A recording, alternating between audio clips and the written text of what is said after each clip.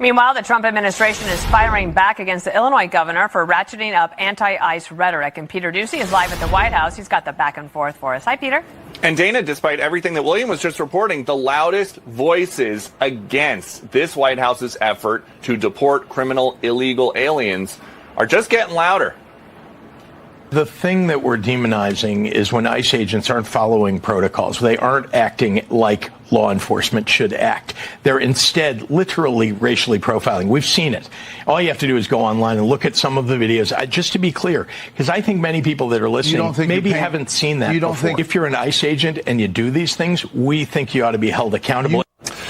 Held accountable could mean arrested. This is a live picture here, I believe, in Broadview, Illinois. The idea is that federal agents could be arrested by state officials. And if that happens, the highest levels of the Justice Department are threatening Democratic officials with charges for obstruction. You cannot disclose the identity of a federal agent, where they live, anything that could harm them. Pritzker, same ballgame with him. And, you know, Pelosi got a letter today from Deputy Attorney General Todd Blanche. So did Brooke Jenkins, that DA in San Francisco. We told them, preserve your emails, preserve everything you have on this topic, because if you are telling people to arrest our ICE officers, our federal agents, you cannot do that. The biggest concern among folks here in the West Wing of the White House remains the threats of violence against federal officials carrying out the immigration orders of the president. But there is more and more talk now about these threats to arrest these guys as well. My fellow Americans, the thing about tariffs is that they come and go, but friends also come and go. Neighbors come and go. But the Donald will always be president. And your neighbor might cry about that, and that's okay. We'll put a tariff on it.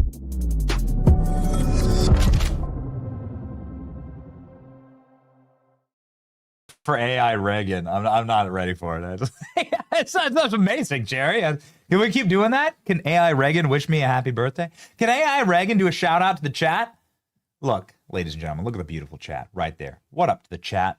Today is Free for All Friday! Yes! Let's have a roaring and rocking good time today. We have some amazing guests. Senator Kennedy will be on the show. You know Senator Kennedy. He's just the best. He's just one of those guys that, like, spits it like it is. Anyway, he'll be joined by Patrick Bet-David, legendary PBD. And we also have Mike Davis on the show to go full flamethrower on what's going on in the Senate right now. Amazing bombshell story that did not get enough press about how many people signed off on the spying of U.S. senators all the way up to the very tip top. Mike Davis going scorched earth today, as is the DOJ sending Nancy Pelosi potential retain your documents letters, you will be prosecuted letters, which is a remarkable turn since it was Nancy Pelosi saying, how dare anyone attack our sacred democracy. She's the one calling for attacks on federal agents now. Oh, all the FBI agents and all the Antifa members dressed as MAGA, they attacked cops on January 6th. I'm against attacking cops. Don't attack cops. You can go back years. How long can we go back? Years. ALX knows this. We have always said the same thing. Don't hit cops. I don't care. You don't hit a cop. Doesn't matter what the circumstances are. Okay? You got to go with it. We got law and order in this country.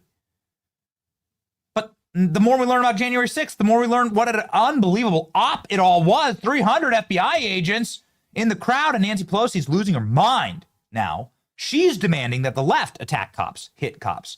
I thought she was against that. No, ladies and gentlemen, all she was against our movement. She wanted to imprison us. She wanted to put us in concentration camps. This is what Nancy Pelosi wanted to do, and she accomplished that, by the way. Thank God for President Trump winning the election. They really did literally bite off more than they can chew. And that's tough for Nancy Pelosi with her dentures. We're going to shoot those dentures right out. Nancy Pelosi's dentures are going to fly out of her mouth when we show you the brand new footage of the January 6th pipe bomber. And is he dead? Is that what's going to happen next? One of the most honorable men in all of Congress just told us this guy's dead. Have they killed the J6 pipe bomber? An insane story developing live on our show, along with live on our show, Letitia James to be arrested live on our show. They say arraigned, but I'm going to call it an arrest because, well, one, they both start with A, and two, it's Free for All Friday. And that's just the way we're going to roll. Ladies and gentlemen, my name is Benny Johnson, and this is The Benny Show. Lock in with Patriot Mobile. Make sure that you are watching on a device that keeps the country free of communists and that instills freedom of speech into the core and central tenets of their mobile devices. Patriot Mobile keeps us locked and loaded on the road, as we say all the time. This is the only conservative Christian wireless provider. They've been a stalwart defender of our show and our freedom of speech, and they keep us going. It's been the backbone of so many exciting projects, and we got so many exciting things in the future. Ladies and gentlemen, Patriot Mobile is there for us. They'll be there for you. Take a stand today. Go to patriotmobile.com/Benny and call 972-PATRIOT and use the promo code Benny for a free month of service. That's patriotmobile.com/Benny. Call 972-PATRIOT and make the switch today. The DOJ is saying if you interfere with federal agents doing their job, then you are behaving criminally and illegally, and you're going to get popped. This is what the highest levels of the DOJ are saying now.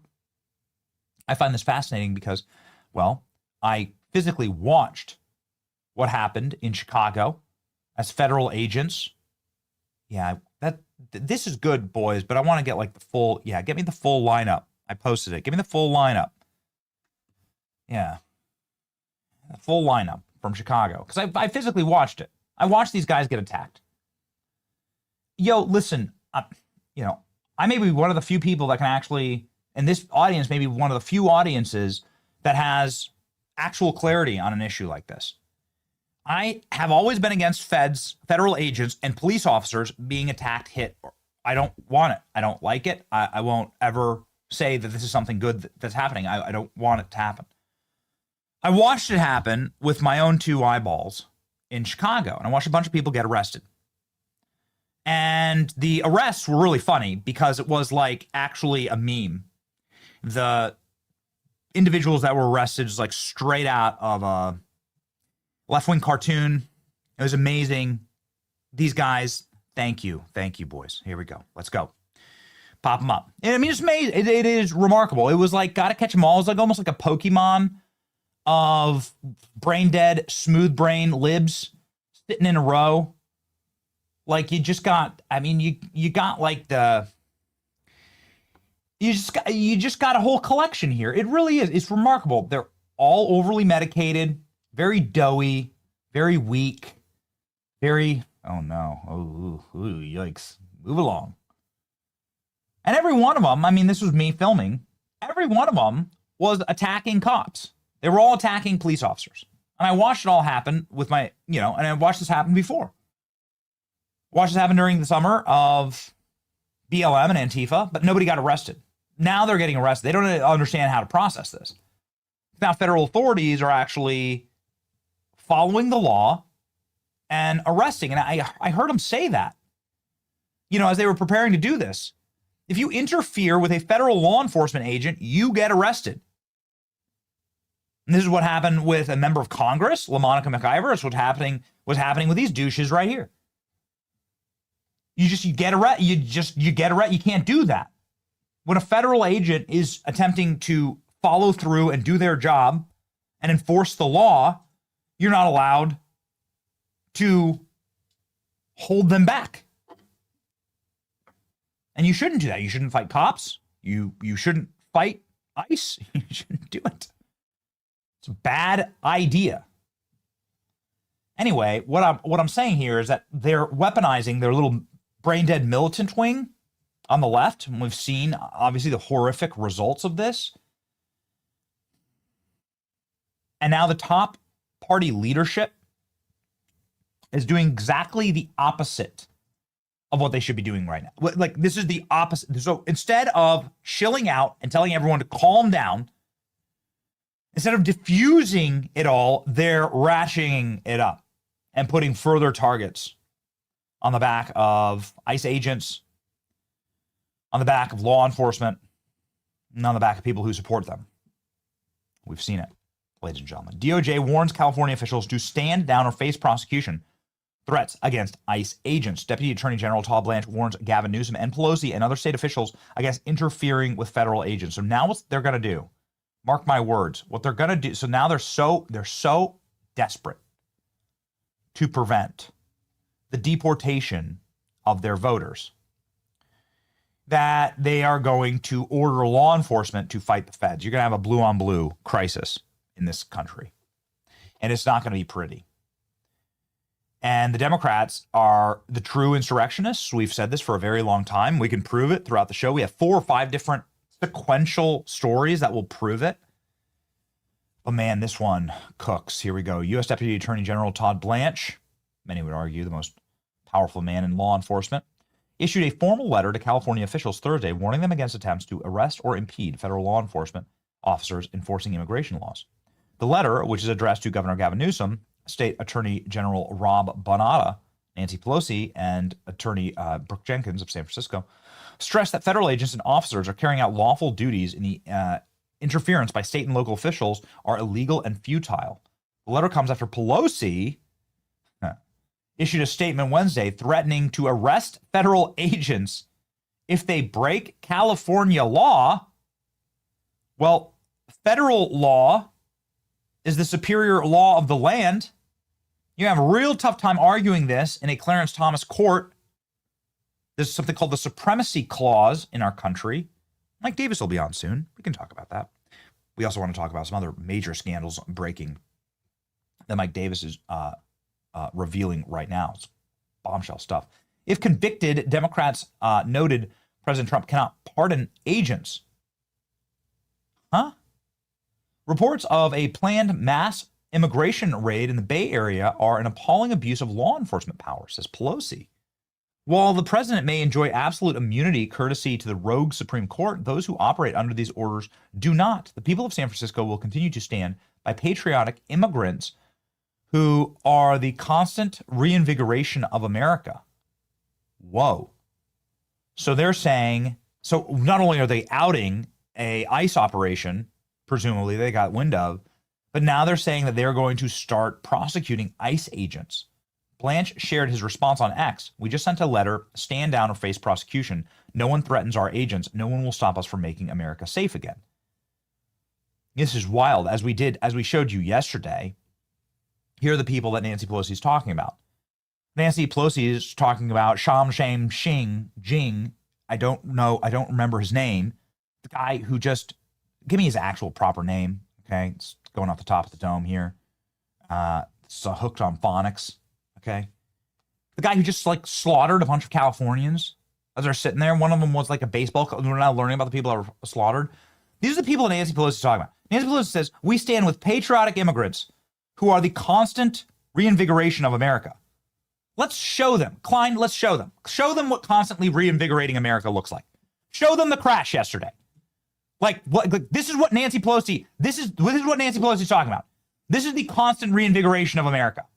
Get me the California one too. So this guy was given a license in California, and we just learned ALX Gravney, the Attorney General of Florida, who just told us that this guy failed his test like 12 times. James Uthmeyer, the Attorney General here, this dude failed his test 12 times, his driving test. Here's a Chinese immigrant, also got a California CDL, commercial driver's license, just slaughtering people. Attorney General of Florida announced last night, not here, but their producers are grabbing it, that these people that Nancy Pelosi are saying are the constant reinvigoration of America. And please get me the California footage, thank you. These are the people that Nancy Pelosi is here arguing in favor of. Just want to like make it extremely clear. I think the visuals will help. You just grab my tweet, whatever. The visuals will really help this out. Here's what Nancy Pelosi is arguing invigorates California right here.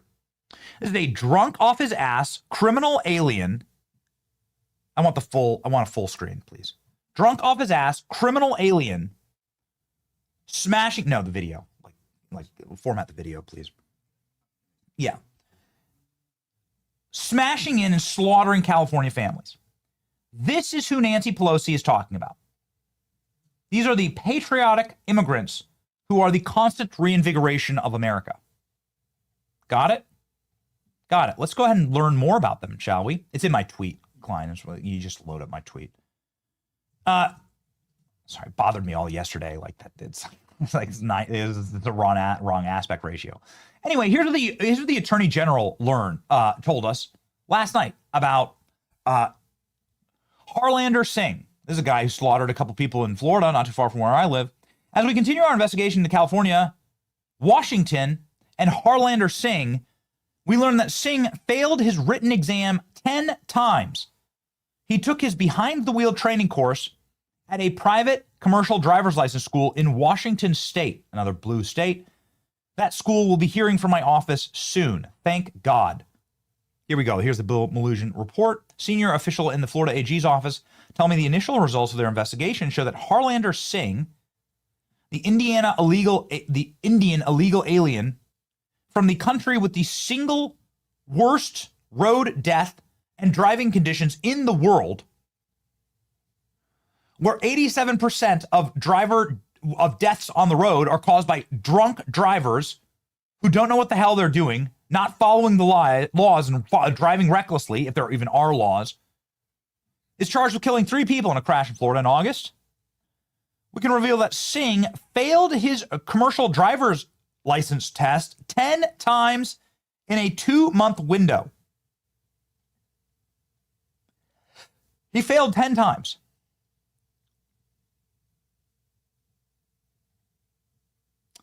And they still handed him a license to do this. The state of California still handed him a license. This is who Nancy Pelosi says is reinvigorating America. This is Nancy Pelosi's version of reinvigoration. Patriotic immigrants. This is what Nancy Pelosi is talking about. These people are despicable. They're suicidal. They're doing it all for power. They want to replace us. They want to replace the population of the country. They want to do it in a way that gets them maximum political power and that causes such destruction, horror, terror on the native populations of this country that we'll surrender all of our rights to the government to just protect us from the horrors that they have visited upon us through unlimited criminal migration from the world's worst countries into our nation. Thank God the president's administration is doing their best to just even try and reverse this trend. It is the single greatest. It's why I call Joe Biden the worst president of my lifetime, and there's no one even close.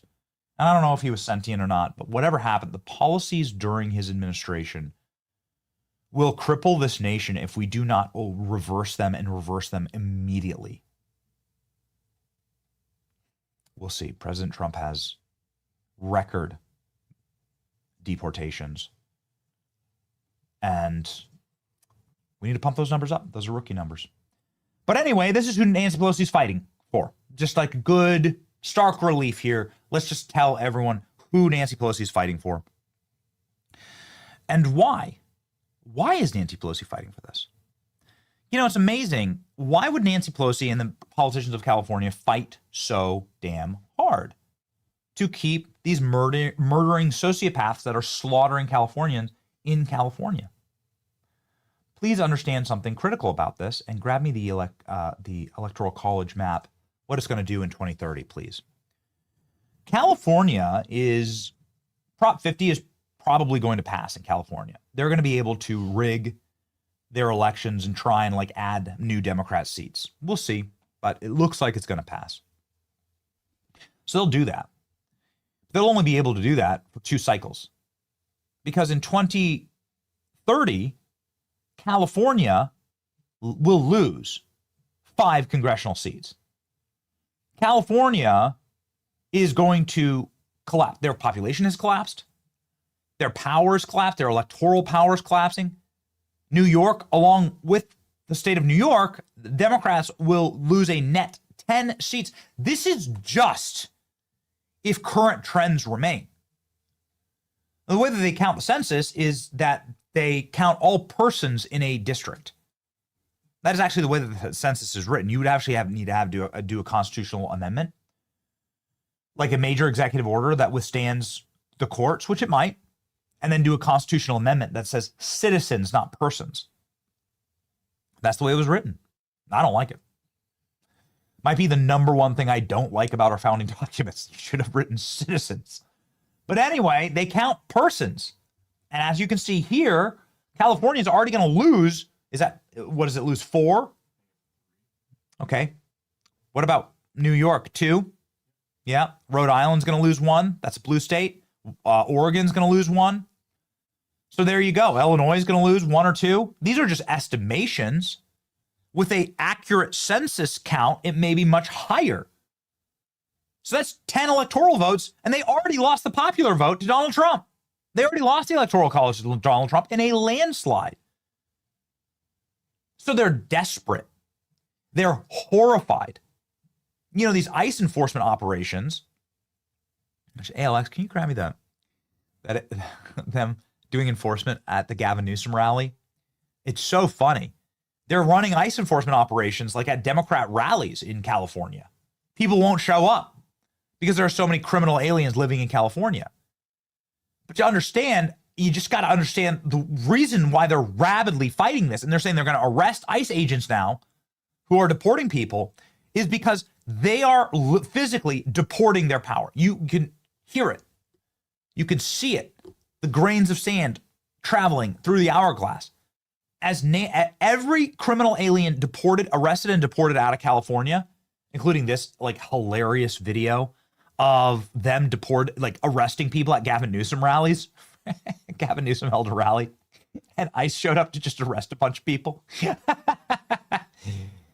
Every criminal alien they deport slowly but surely whittles away at the Democrat superstructure, which is predicated entirely upon the state of California dumping 53 electoral votes into their column every single election cycle.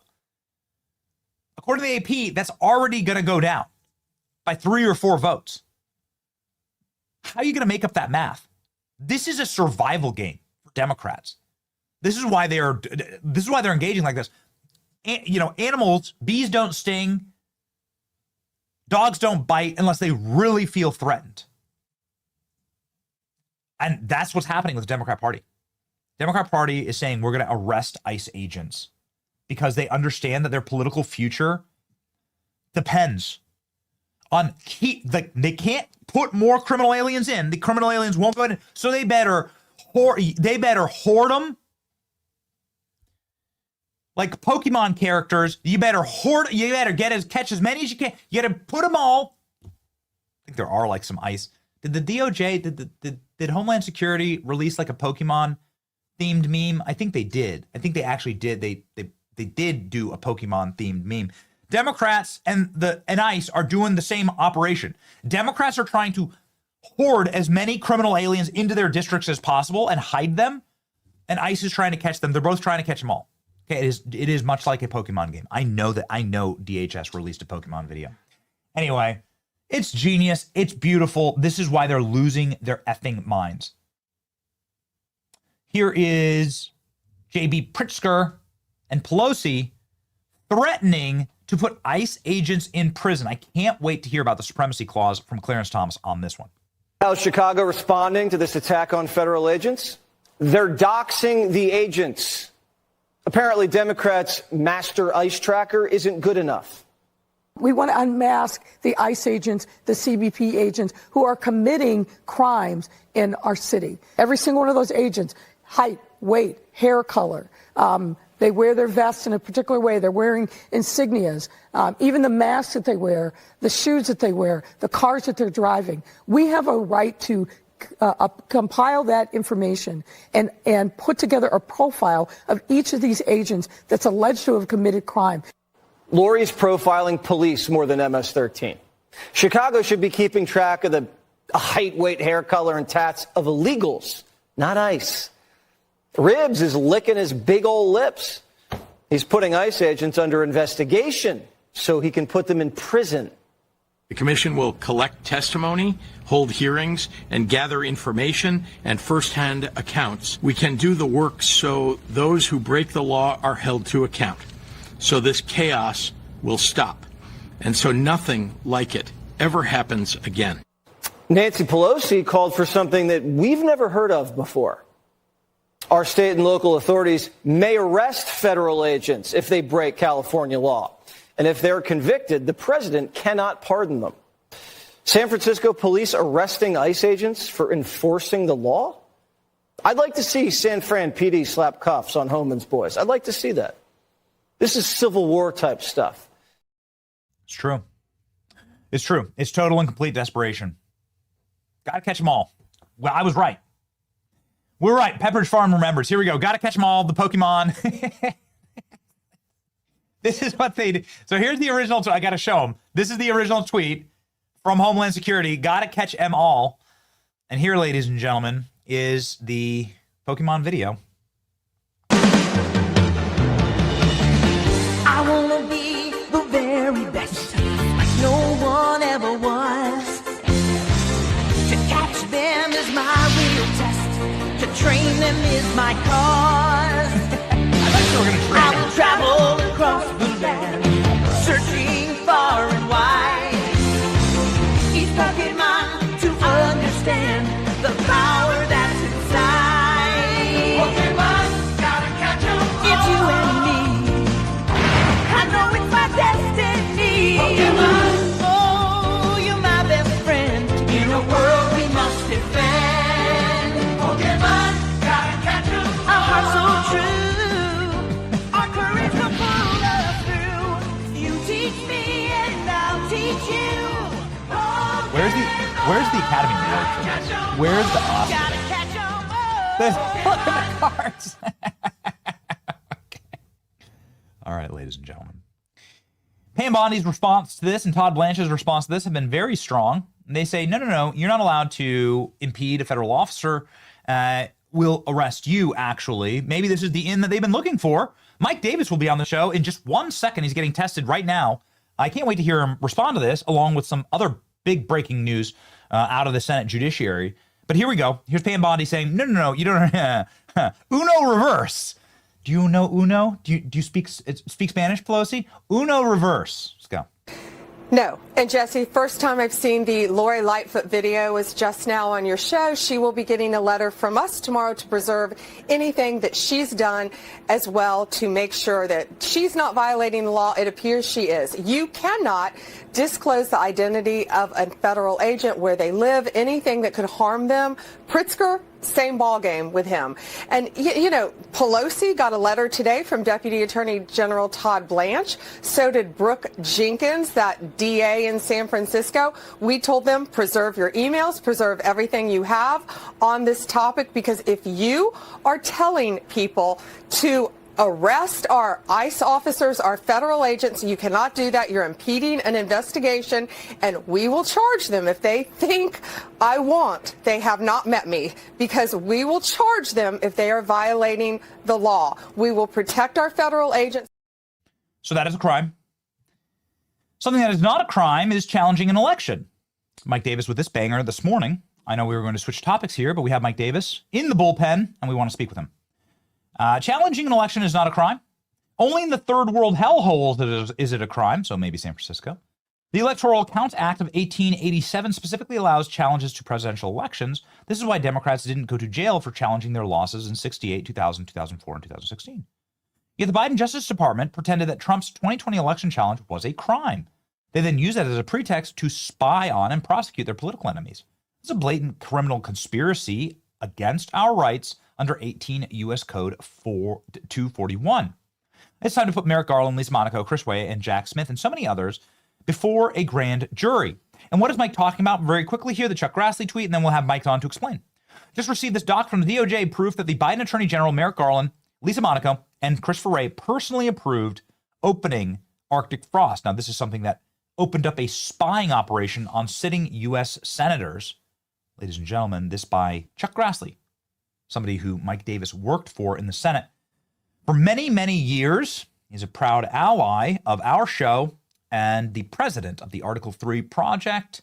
Ladies and gentlemen, welcome Viceroy Mike Davis.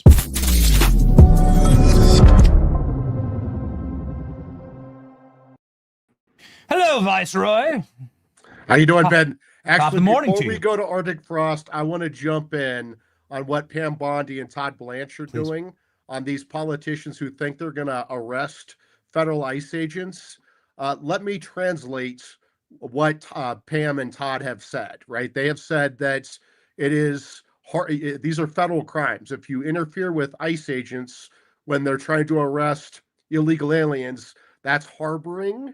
That's obstruction of law enforcement. It's conspiracy. It's assault on a federal law enforcement officer. So let me just make this very clear to someone like Gavin Newsom. Hey, Gavin, if you do this, you're going to become a prison bitch, right? So, and to JB Pritzker or whatever his name is in Illinois, the governor of Illinois, just like we're going to put Big Tish's fat ass in prison, if you do this, we'll put your fat ass in prison. That's the translation to what Pam Bondi and Todd Blanche are saying. Because if you think you're going to arrest ICE agents or interfere with ICE agents or dox and endanger ICE agents, they're going to put you in prison. So you don't want to play this game. Pam Bondi is tough as nails. If you think that she's some sweet lady, this sweet blonde, you're going to be badly mistaken because she will put you in prison. So keep messing around and find out what Pam does to you. Please explain, Mike, how would it be possible for a San Francisco police officer to wander up to a federal agent and arrest them? How does that even work?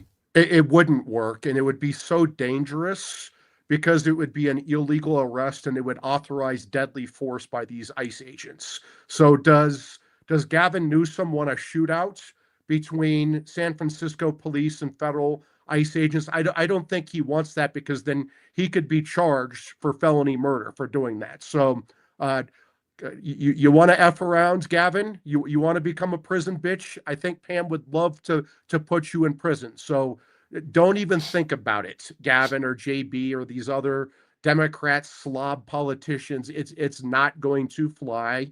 We had this warning right after the election on Big Tish. Now she's facing a federal indictment. Pam's not messing around. She's not Bill Barr. She's not scared to do her job. She will absolutely indict you and throw you in prison. We just went through 4 years of me watching federal law enforcement do things that I really disagreed with, right? When the FBI would raid Roger Stone's house, when they'd raid innocent J6ers' homes, little grandmothers in Indiana.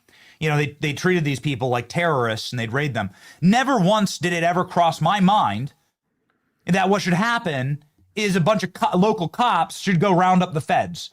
Like, that's insane, Mike. That's insane. And you've been on the show for years talking about some of these federal law enforcement actions that we disagreed with. But never once did you suggest that what should happen there is that we should fight the federal law enforcement with local law enforcement. Yeah, I mean, it's outrageous. Even the Mar-a-Lago raid, which was clearly an illegal political hit by Joe Biden on Trump, what if you had Governor DeSantis send in state troopers to fight with the FBI to prevent the Mar-a-Lago? I mean, it's just insane. Well, people would die, Mike. Yeah, it's suicidal. It's really reckless, frankly. Well, it's outrageous, and so these Democrat politicians are playing a deadly game when they think they're going to have their state and local police officers go arrest federal ICE agents. That's going to lead to deadly force by ICE. It's going to lead to people dying, and it's going to lead to these politicians, again, getting charged with felony murder. So can you talk me through the supremacy clause, and would any state have any ground in saying, no, we're totally sovereign and the feds have no power here? Can you extrapolate that to this sanctuary city poison and cancer in our country? Can you explain, Mike, how is that even? I think it comes from California and Illinois because people lived in those states have bought into a lie that federal law doesn't apply to their states. Yeah, in the United States of America, the federal government runs our immigration system. Congress sets the immigration laws, and the president enforces those laws. And under the supremacy clause, no one can interfere with that. So I realize these Democrat politicians want to mass import these illegal aliens from third world Marxist hellholes to bring these Democrat politicians more money and power, and frankly, for the Marxist politicians to subvert our country, to destroy our sovereignty, to destroy our country from within. But this idea that you can have a sanctuary city it's illegal. They are harboring illegal aliens, which is a federal crime under 8 USC. I think it's 1124. Harboring an illegal alien. There's conspiracy. There's obstruction of federal law enforcement. There's assault on federal law enforcement. And again, if this leads to deadly force, these politicians can get charged with felony murder for causing these deadly clashes between state and local police and federal law enforcement. So these J.B. Pritzker, the fat piece of garbage governor of Illinois, needs to back down on this, because again, same with Gavin Newsom, the little bitch boy in California, because Pam Bondi will definitely put them in prison. I think that what we're getting here, I mean, this is probably the correct time to put this up, but what we're getting here is we're getting a very special version of Mike Davis. It's called Prison Mike. And he's quite famous, actually, in pop culture. It looks like this. This is Prison Mike. People know it. People love it. Millions and millions, beloved by millions. This is a very special version of Mike Davis that you're getting this morning. I didn't know that this version of Mike Davis was coming on the show, and I'm thrilled about it. I'm thrilled. Please just, if we can belabor the point just one more time, Mike, because I want to focus on Pelosi here. For years, you and I have talked about January 6th. And we've talked about many, many different angles of January 6th, but there's one thing that I think you and I both agree on, which is that you should never attack a police officer. And we've never ever made any conciliatory actions to say don't attack cops, all right? And that's fine. I don't care if you're wearing Antifa, black bloc, or red hat. Fine, don't attack cops. Nancy Pelosi banged the drum for years that the highest evil that occurred on January 6th was the attack of federal law enforcement. Yet here I have before you, here's the article. I want to take Pelosi at her own words. Here's the article that I can read from Nancy Pelosi's own press release, encouraging the attack of federal law enforcement. Here we go. Just pop it. You had it, Klein. Thank you. Please. Reports, this is from Nancy Pelosi. Reports of a planned mass immigration raid in the Bay Area are appalling abuse of law enforcement power, says Nancy Pelosi. The president may enjoy immunity courtesy of his rogue Supreme Court. Those who operate under his orders do not. The people of San Francisco will stand with our patriotic immigrants. We will reinvigorate America. And then Nancy Pelosi goes on to say that potentially California will use law enforcement against ICE agents. Not only is she outing a ICE raid, she must have gotten wind of a mass ICE raid in the San Francisco area, so she's interfering there. But then she's encouraging what seems to be encouraging an attack on federal law enforcement here. It's particularly rich from Pelosi, who milked January 6th dry over the attack of federal law enforcement. Your thoughts, Mike? I mean, I'm just seeing this for the first time. This is outrageous that these Democrat politicians are trying to create an armed conflict with federal immigration officials, with state and local police. I mean, these state and local police do not want to be in armed conflicts with federal law enforcement. They have families, right? They don't want to get shot. Their families don't want them to get shot. This is absolutely insane. This is the most reckless rhetoric I've seen out of politicians in a very long time, going back to the Civil War. I mean, these Democrat politicians are calling for state and local police to go into armed conflict with federal ICE agents doing their job, rounding up and expelling illegal aliens. And let's just remind these Democrats, it is not lawful. It's against federal law. It's a crime for illegal aliens to be in our country. And if you want to change the law, change the law. But the president is enforcing the law. The president campaigned on the facts that he's going to secure our border after Biden let in 20 million illegal aliens and flooded our country with criminals and people who do not share American values. President Trump campaigned on the fact he's going to secure our border and expel these illegal aliens. And President Trump got an overwhelming electoral mandate from we the people to do this. 312 electoral votes, all 7 swing states, the popular vote. President Trump kept the House. He won a comfortable margin. And the Senate, President Trump is doing what he promised American voters he would do, which is enforce federal immigration law that Joe Biden and his team refused to enforce for 4 years, and actually did the opposite, mass imported people into America who hate our country, including people from these third world Marxist hellholes. They tried to transform our country. They're trying to change our populace. These Democrats are violating we the people's most crucial sovereign power to control our border and control our populace. And President Trump is reversing that and fixing that. And if these Democrats are so desperate for these for these voters, for their House seats, for reapportionment and for power, that they're willing to go into armed conflicts with federal ICE agents, then these Democrat politicians need to go to prison. We have it right here. We'll always make sure that we back you up with U.S. code, Mike. Here we go. 8 U.S. code 1324. Harboring criminal aliens. Very serious crime. Yeah. Kind of begs the question, like, wait a second, couldn't you charge every sanctuary city governor and mayor with this, like, right away? You absolutely can. Absolutely nice to put it to the test. Yeah. When you are providing financial support to illegal aliens, you are violating 8 USC 1324, a very serious federal felony called harboring. And so if these Democrat politicians want to keep playing their games, Pam Bondi is not going to flinch. She is tough as hell, and she will indict these Democrat politicians for harboring, for conspiracy, for assaults on federal law enforcement. They do not want to play this game with Pam Bondi because they'll lose. Excellent. Mike, I know that you have a flight to catch. I did want to get to Arctic frost. This is obviously something that this is not getting the kind of attention that it deserves, just because I think it's been lost in a couple different news cycles.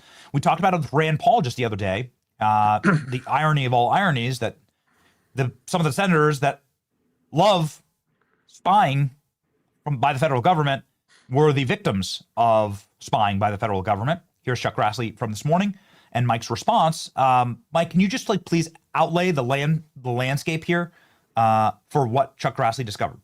Yeah, Senator Chuck Grassley, my former boss, both of our home state senator from Iowa. He's dogged. He's determined. He's been the king of oversight for 60 plus years in Congress, and he really got the goods here. You have a memo from former FBI Director Chris Wray to Attorney General Merrick Garland, Biden Attorney General Merrick Garland, through Deputy Attorney General Lisa Monaco, where they used the 2020 presidential election challenge, which is totally permitted by the Electoral Count Act of 1887 and the First Amendment. They used that as a predicate, as a pretext to open a criminal investigation on President Trump, his top aides, his allies, and they were stupid enough in the Biden Justice Department to actually do it on U.S. senators. I always say presidents and their teams come and go, but senators last decades. And the Biden Justice Department was dumb enough to spy on 9 U.S. senators. And now U.S. senators who have not shown much interest in any of this lawfare over the last 8 years are suddenly keenly interested and very outraged by this. And so you have senators who generally are pretty milquetoast, are pretty fired up right now, and they are calling for investigations and calling for indictments. This is maybe the spark that we needed, Ben, to light a fire under people's asses to get these investigations going. I will also point out that my good friend Jason Redding Quinones got confirmed as the U.S. attorney in the Southern District of Florida in Miami. And I've been calling for a criminal probe for the last 3+ years since the Mar-a-Lago raid, for a grand jury to investigate conspiracy against rights under 18 U.S.C. Section 241 for these lawfare Democrats, how they politicized and weaponized intel agencies and law enforcement, going back 8 years to Crossfire Hurricane to take out Trump, his top aides like Steve Bannon, Peter Navarro, Jeff Clark, his supporters on January 6th. I've been very publicly calling for that on your show and 5,000 other media hits for the last 3 years. There's now a special grand jury that that Jason just motioned the court in the Southern District of Florida to open in Fort Pierce. That's going to be impaneled in January. I think that sounds like a great place to open up this grand jury on Crossfire Hurricane and against these lawfare Democrats. Maybe, just maybe, that's going to happen, as I've been talking about for 3 years. And I will say this, I've been publicly calling for this for 3 years. I'm going to make damn sure that these lawfare Democrats go to prison during the 4 years of President Trump's second term, because these are Republican-ending tactics by these lawfare Democrats. They took our country to the brink. They tried to bankrupt Trump for non-fraud. They tried to throw him in prison 4 times for non-crimes. They tried to take him off the ballot in Colorado and Maine and elsewhere unconstitutionally. They tried to take off his head when Joe Biden underfunded Trump's Secret Service protection, said he was the biggest threat to democracy, and to put a bullseye on Trump. So as I've promised and as I will deliver, justice is definitely coming. So lawyer up, motherfuckers, because justice is definitely coming. Pardon my French.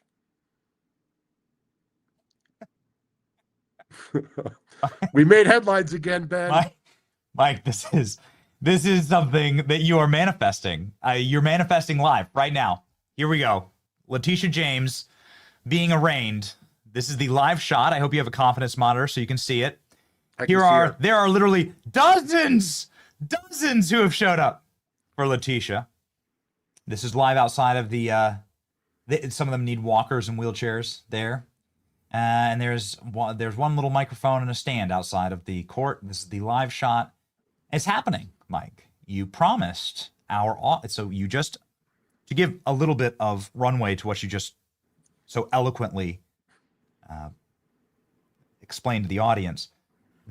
Yeah, here we go. This is Letitia James will exit out of this door soon, and we'll wobble over and we'll tell the cameras something. Man, it'd be great to get your reaction live to that, but I know you have a plane to catch.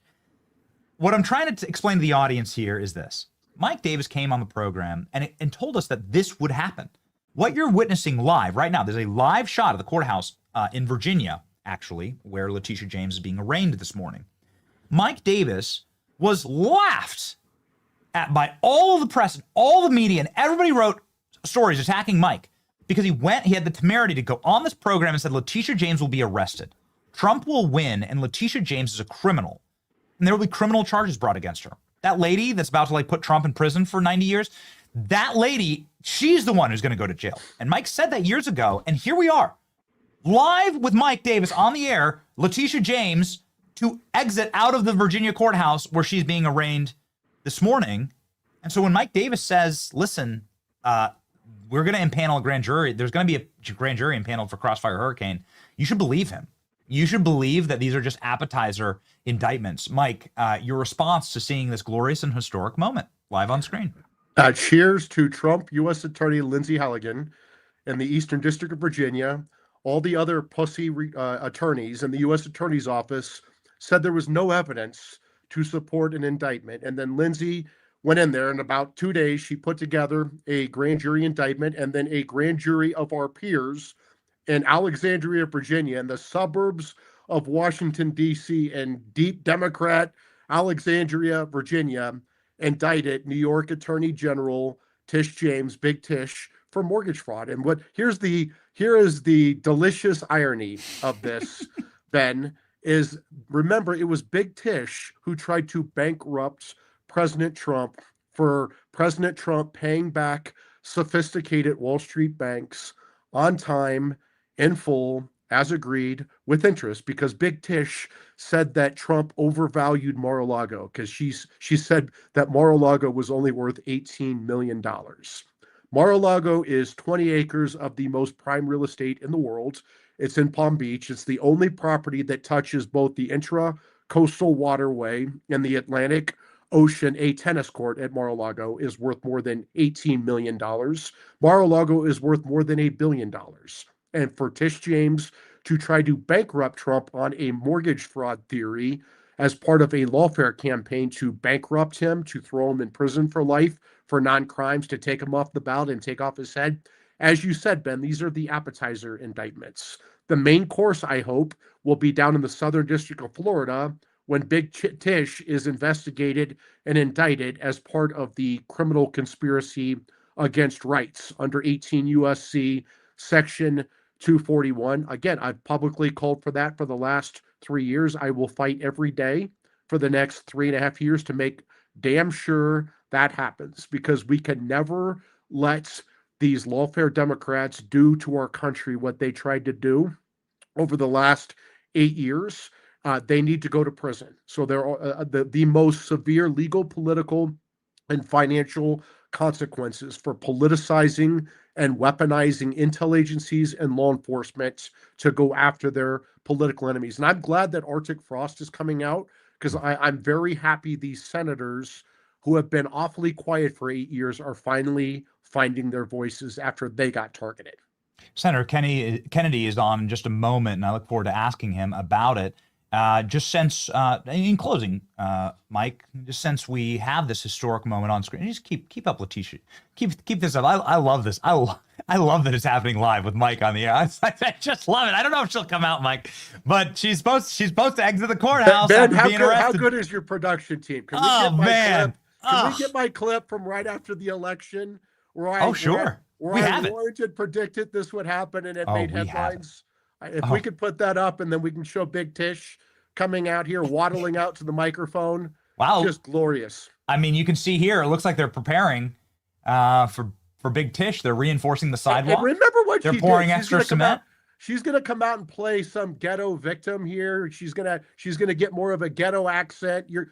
She's a very wealthy woman up in Manhattan, so don't let her play her ghetto accent and go all Shanique on us. But remember what she did. She lied about having a second home in Virginia when she knew it was an investment property to put one of her crackhead great nieces into this place. It was an investment property. She got a lower interest rate because she lied about this being a second home instead of an investment property. It created higher risk for this property, and everyone else who doesn't lie on their mortgage applications, who does not commit mortgage fraud, has to assume that risk because Big Tish lied. These are serious charges. It's bank fraud. It's making false statements to a financial institution. She could face 30 years in prison. I doubt she'll get that much time, but she could certainly go to the clink if this jury in the Eastern District of Virginia follows the evidence. If this Democrat judge follows the law, Big Tish will go to prison. We have the headlines that went worldwide, Mike. As you ask and you shall. The Viceroy has the supremacy of this program, and when the Viceroy's on, he asks and he shall receive. Here is Mike Davis, famously telling everyone what's happening, actually live on our screen right now. Here we go. This to Big Tish James, the New York Attorney General. I dare you to try to continue your lawfare against President Trump in his second term, because listen here, sweetheart, we're not messing around this time, and we will put your fat ass in prison for conspiracy against rights, and I promise you that. So think long and hard before you want to violate President Trump's constitutional rights or any other. We did it. Yeah, I mean, you did it, Mike. And then here we go. And then pop courthouse up. There you go. Show them. Show the people. Now it's happening. There it is. Fast forward. What would that be, Mike? 9 months. And there you go. Yeah. And I would say this. Look, I generally would not take glee and people being an indictment, but I am very gleeful that Big Tish is being indictment because she participated in this conspiracy against Trump to try to take him out legally, politically, financially, physically take him out when they underfunded the Secret Service protection. These lawfare Democrats try to destroy our country. They can go to hell, and in the meantime, they can go to prison. If you had, that's what we call a mic drop from the great Mike Davis. Mike, thank you for being on the program. Thank you for your clarity and tact and your ability to explain these consequential moments with such force and the capacity to also give us a little bit of hope that we will see justice in our time. That is what we all want, and that's what you'll get if you follow Mike Davis. 500,000, we're just going to round up, 500,000 people, 500,000 people follow Mike Davis on X. You must be one of them. Fight with the people who are fighting for us. Also the president of the Article 3 Project. You can find all the links in the description. Mike, thank you. Godspeed, man. Thank you, Ben. We're going to be some headlines on this one. Holy smokes. We triggered all the right people again. Amazing. See you, brother. Thank you.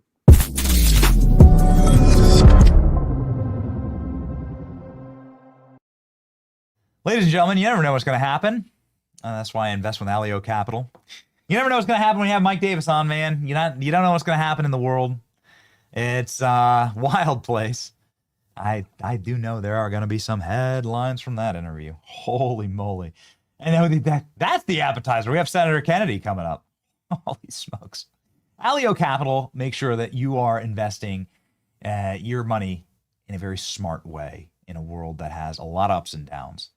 Make sure that you're locked in, man. There are Fed rates that are flying. There's interest and inflation and massive economic change, massive news around the world, wars starting, wars ending. All of them can have a positive or negative effect on your portfolio. Make sure that you are using Allio Capital's AI to ensure that you can have a macro and micro perspective on how your money is moving and working for you.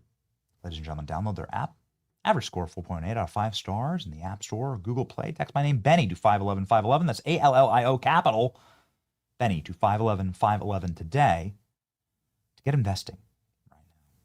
Ladies and gentlemen, there's a man who we've been investing in. What do I mean by that? We've been playing his clips for a while. And, you know, we've created something for you as an intro, and we hope the senator doesn't mind. Watching the greatest hits, because we're very happy to have Senator Kennedy on the show. But for those of you who may be unfamiliar with his game, well, we've built him an introduction video. Let's rock. Milk latte drinking, avocado toast eating. Life is hard, but it's harder when you're stupid. Can I take cocaine with my spouse? No, sir. No, sir. I did not call Senator Sanders an ignorant slut. I'm not talking about buying it, but let's suppose I came in one day and the cocaine was there.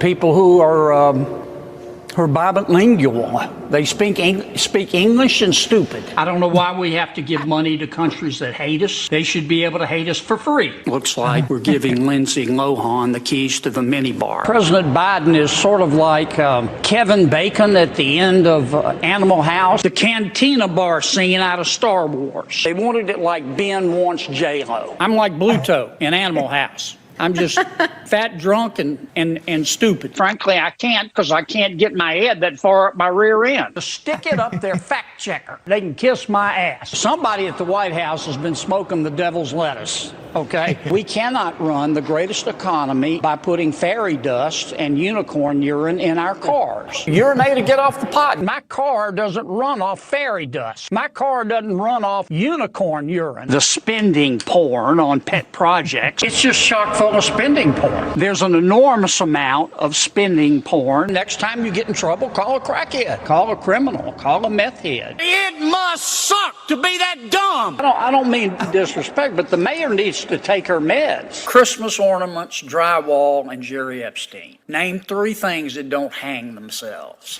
Ladies and gentlemen, live live right now is the great senator from Louisiana, Senator Kennedy. Let's go.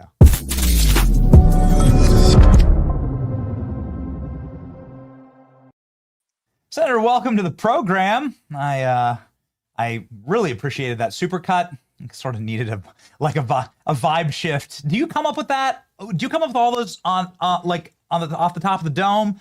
And also, man, I want to be able to call Bernie Sanders an ignorant slut. I'm jealous of you, actually, Senator. Well, I mean, I plead guilty. Nobody writes my lines for me. God blessed me with a good memory, Ben, and I remember the way someone writes a clever phrase. Sometimes I make it up. A lot of the expressions come from the small town that I was raised in. Maybe I shouldn't say some of them, but God gave me the right to remain silent, but not the ability. And President Trump and I are alike in that respect a little bit. We're both pretty candid, and we both play outside the pocket. So I can't deny everything because you just played it, man. But what you see it's the truth. That's just the way I express myself. Some of the things that you brought up were some scandals that are now being featured by the White House, Senator. I'm sure perhaps you've seen this, but now the White House is featuring the Lewinsky scandal, the Hunter Biden crack cocaine scandal, and some of the larger scandals of Democrat presidents. No, boys, this isn't the one. Come on. Yeah, ALX. There you go. Yeah. Scroll down to the events timeline. Yeah. Well, no. ALX will help you out. It seems to be like honesty from this White House as my team's getting this together. It seems to be like the honesty that the American people have always wanted out of politics. There you go, buddy. There you go. Here we go. The Bill Clinton sex scandal, the Muslim Brotherhood visit, and the crack cocaine scandal for the Biden White House is now proudly featured on the White House website. And these are all things that happened. Also, the Trans Day of Visibility, where they were pretty much filming a porno on the White House lawn during Joe Biden. I think that people like honesty in politics. I think that's why you're a bit of a rock star with our audience. I think it's refreshing to have politicians that sort of talk like you and behave like a normal person. Yeah, they do, Benny, and you see that in your work. Look, so many people in Washington think they're smarter and more virtuous than the American people, and they think the American people are stupid. Now, it's true that most Americans don't read Aristotle every day because they don't have time. They're too busy earning a living. They get up every day, they go to work, obey the law, pay their taxes, try to do the right thing by their kids, but they get it. And they've known for years that that politicians in Washington bubble wrap it, or in some cases just lie. President Trump came along, and look, you know President Trump. I mean, he grows anxious when he has an unexpressed thought. Now, that is in politics. That's a plus and a minus. I've told him before, as Mr. President, I told him this early in his first term. I said, people hang on your every word. So you do have to be careful what you say. But on the other hand, I think most Americans find his transparency refreshing. I remember when President Biden wouldn't, he wouldn't give a press conference. No one could ever talk to him. President Trump talks to the American people 2 or 3 times a day. And he's very unique in that respect. He's also very candid. And I think he understands that candor is a mighty weapon. I would never put myself at the level of President Trump, but I do think we have that in common. We both say exactly what we think. And frankly, we both don't get enough credit for the things that we don't actually say, but could say. You brought up Joe Biden, and since now we have the White House set here, and you are on the Judiciary Committee, so perhaps perhaps you can illuminate for us what exactly happened with that cocaine in the White House. We'll never know unless the Justice Department tells us. We'll probably never know who leaked a draft of the Dobbs decision from the from the U.S. Supreme Court. They've covered that up. I'm sure someone at the Supreme Court said no, don't go any further because they don't want to undermine the legitimacy of the Supreme Court. I think what they don't realize is that by not telling people what they can see about what they can see with their own eyes, that you undermine the legitimacy of the court. But the American people, they're just tired of the games. Here's what the American people see, Ben. They see too many people at the top getting bailouts, and they see too many people at the bottom getting handouts. And the people in the middle who carry the country on their backs get the bill. And they are sick of it. And President Trump came along and started talking about that. And he hasn't stopped, and I think our country is better for it. You say it undermines the legitimacy of the Supreme Court, and I can see the argument and the rationale from that, from uppity and scared of their own shadow Supreme Court justices. I can see how that argument would hit. But it's something to undermine the legitimacy of the court. It's a totally separate thing to use the federal government's spying powers to spy on senators. And that's what's happening right now. That's a wild scandal that's unraveling from your colleague and the man in charge of the Judiciary Committee, Chuck Grassley. And some of the individuals who've been pro-spying actually by the federal government and pro-FISA courts, like Lindsey Graham, are the ones who are being spied on. And this seems to have, I think it should hit like a bombshell inside of the Senate.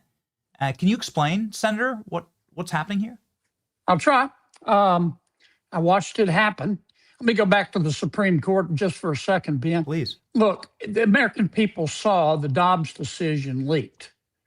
And for the Supreme Court not to tell the American people who leaked it, and for the American people not to be able to see that that person is punished, undermines the integrity of the Supreme Court. That's the point I was trying to make.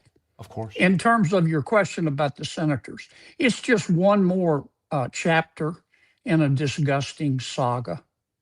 I watched Attorney General Merrick Garland make the decision to prosecute a former president of the United States on legal grounds that were iffy at best, who also happened to be the Attorney General's boss's chief opponent in an election. The press calls it lawfare.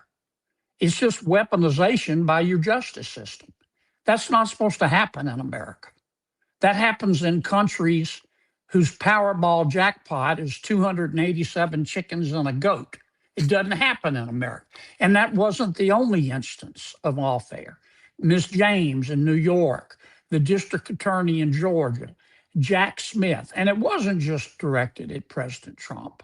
It was directed at anybody who supported him. It was directed at many, many, many Republicans. Today, we found out from Senator Grassley that Attorney General Garland and FBI Director Chris Wray authorized the subpoenas to get the phone records of the United States senators. I've got to tell you, I was shocked at that. I just assumed this was Jack Smith going disco without telling anybody. But it was signed off by people at the very top. Now, I don't know what's going to happen criminally. I know the Attorney General and the FBI is looking at it. I can tell you what's going to happen civilly. The Justice Department is going to get sued by these senators and by everybody who was wronged. Merrick Garland's going to get sued. Chris Wray's going to get sued. The telecommunication companies, the telephone companies that turned over these records are going to get sued. There's something called the rule of law in America. And if I could make one more point, I don't mean to talk so much, Ben, but I watched when Biden did this and his people. Merrick Garland could have stopped it. He didn't. I don't know why. But they unleashed spirits they couldn't control. They unleashed spirits they couldn't control. You just don't use the Department of Justice as a weapon to hurt your political opponents. And it worries me.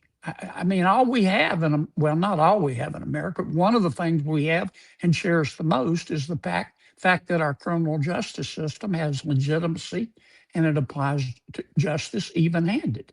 And now a lot of these people are being called to account, and they should be.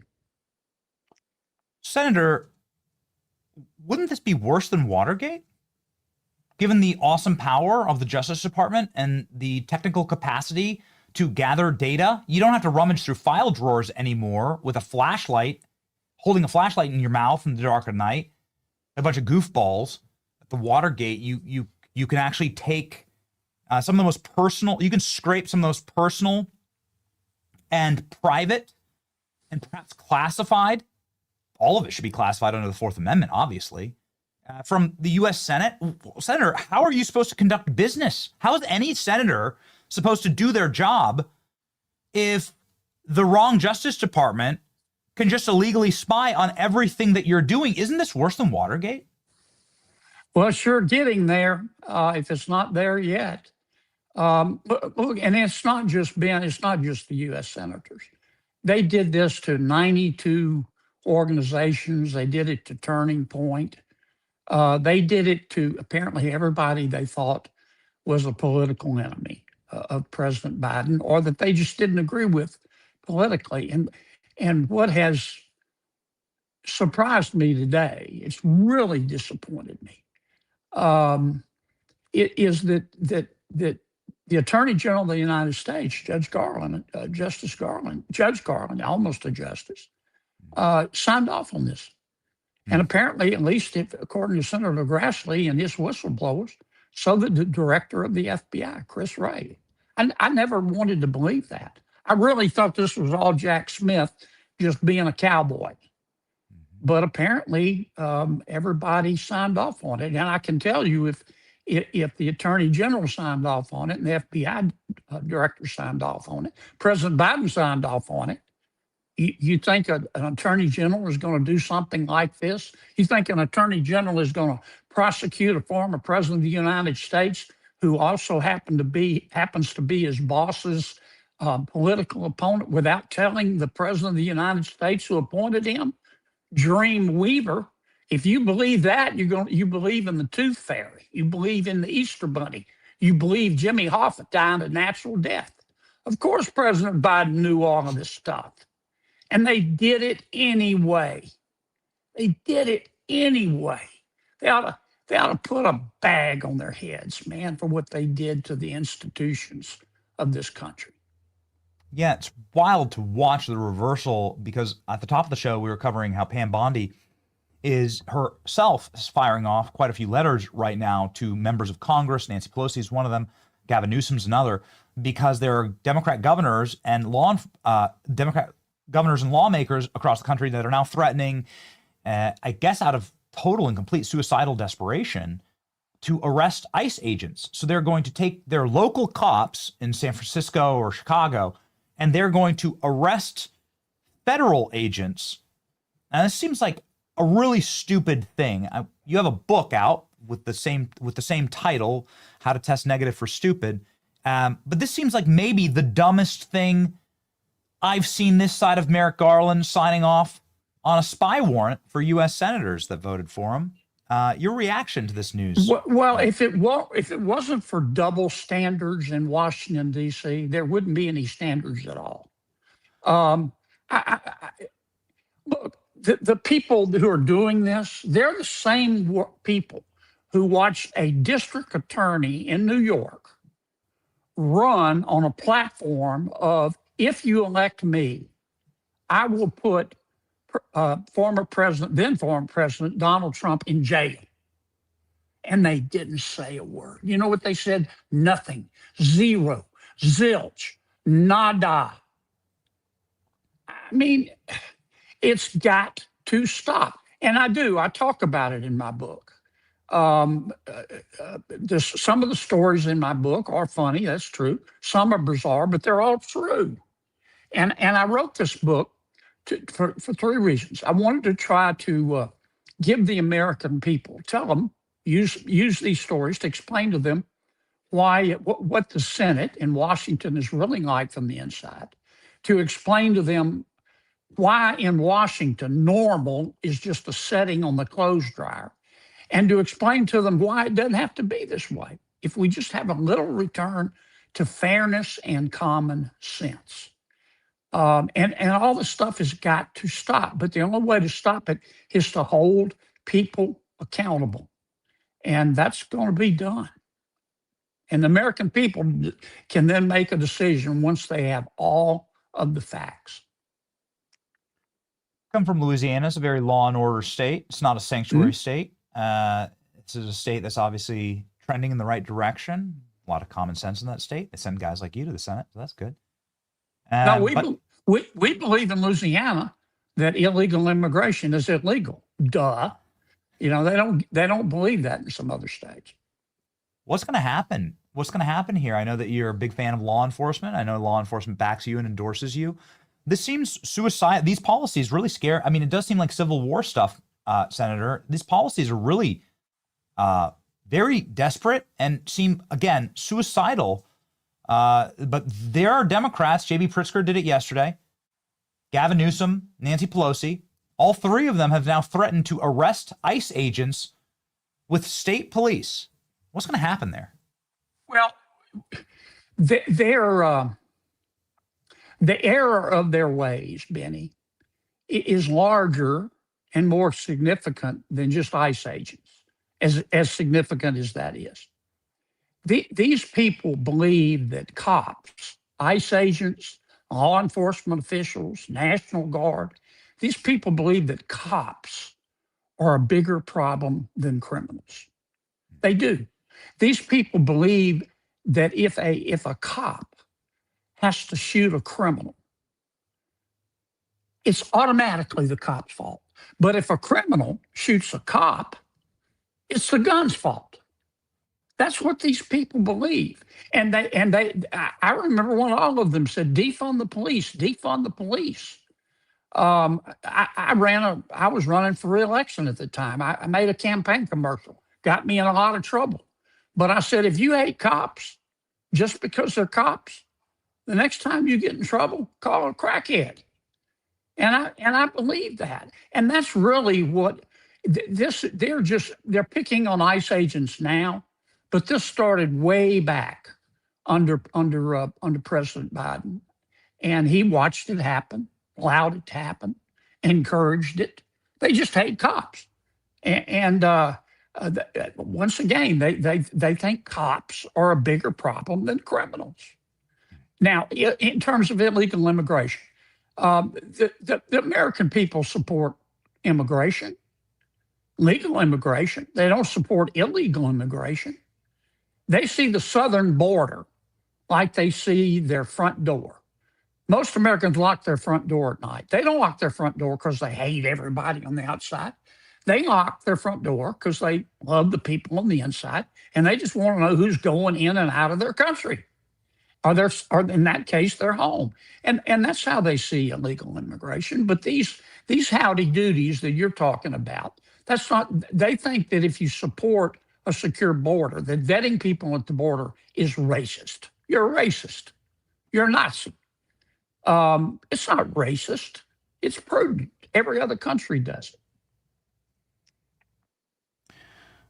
When it comes to double standards, something that is playing out live right now, Senator, and I don't know if you have a confidence monitor and can see the screen, but it's really a delightful thing to watch. Here's the courthouse in Virginia where Letitia James has been arraigned. She's currently in the act of being arraigned. I know you just mentioned her in your last answer.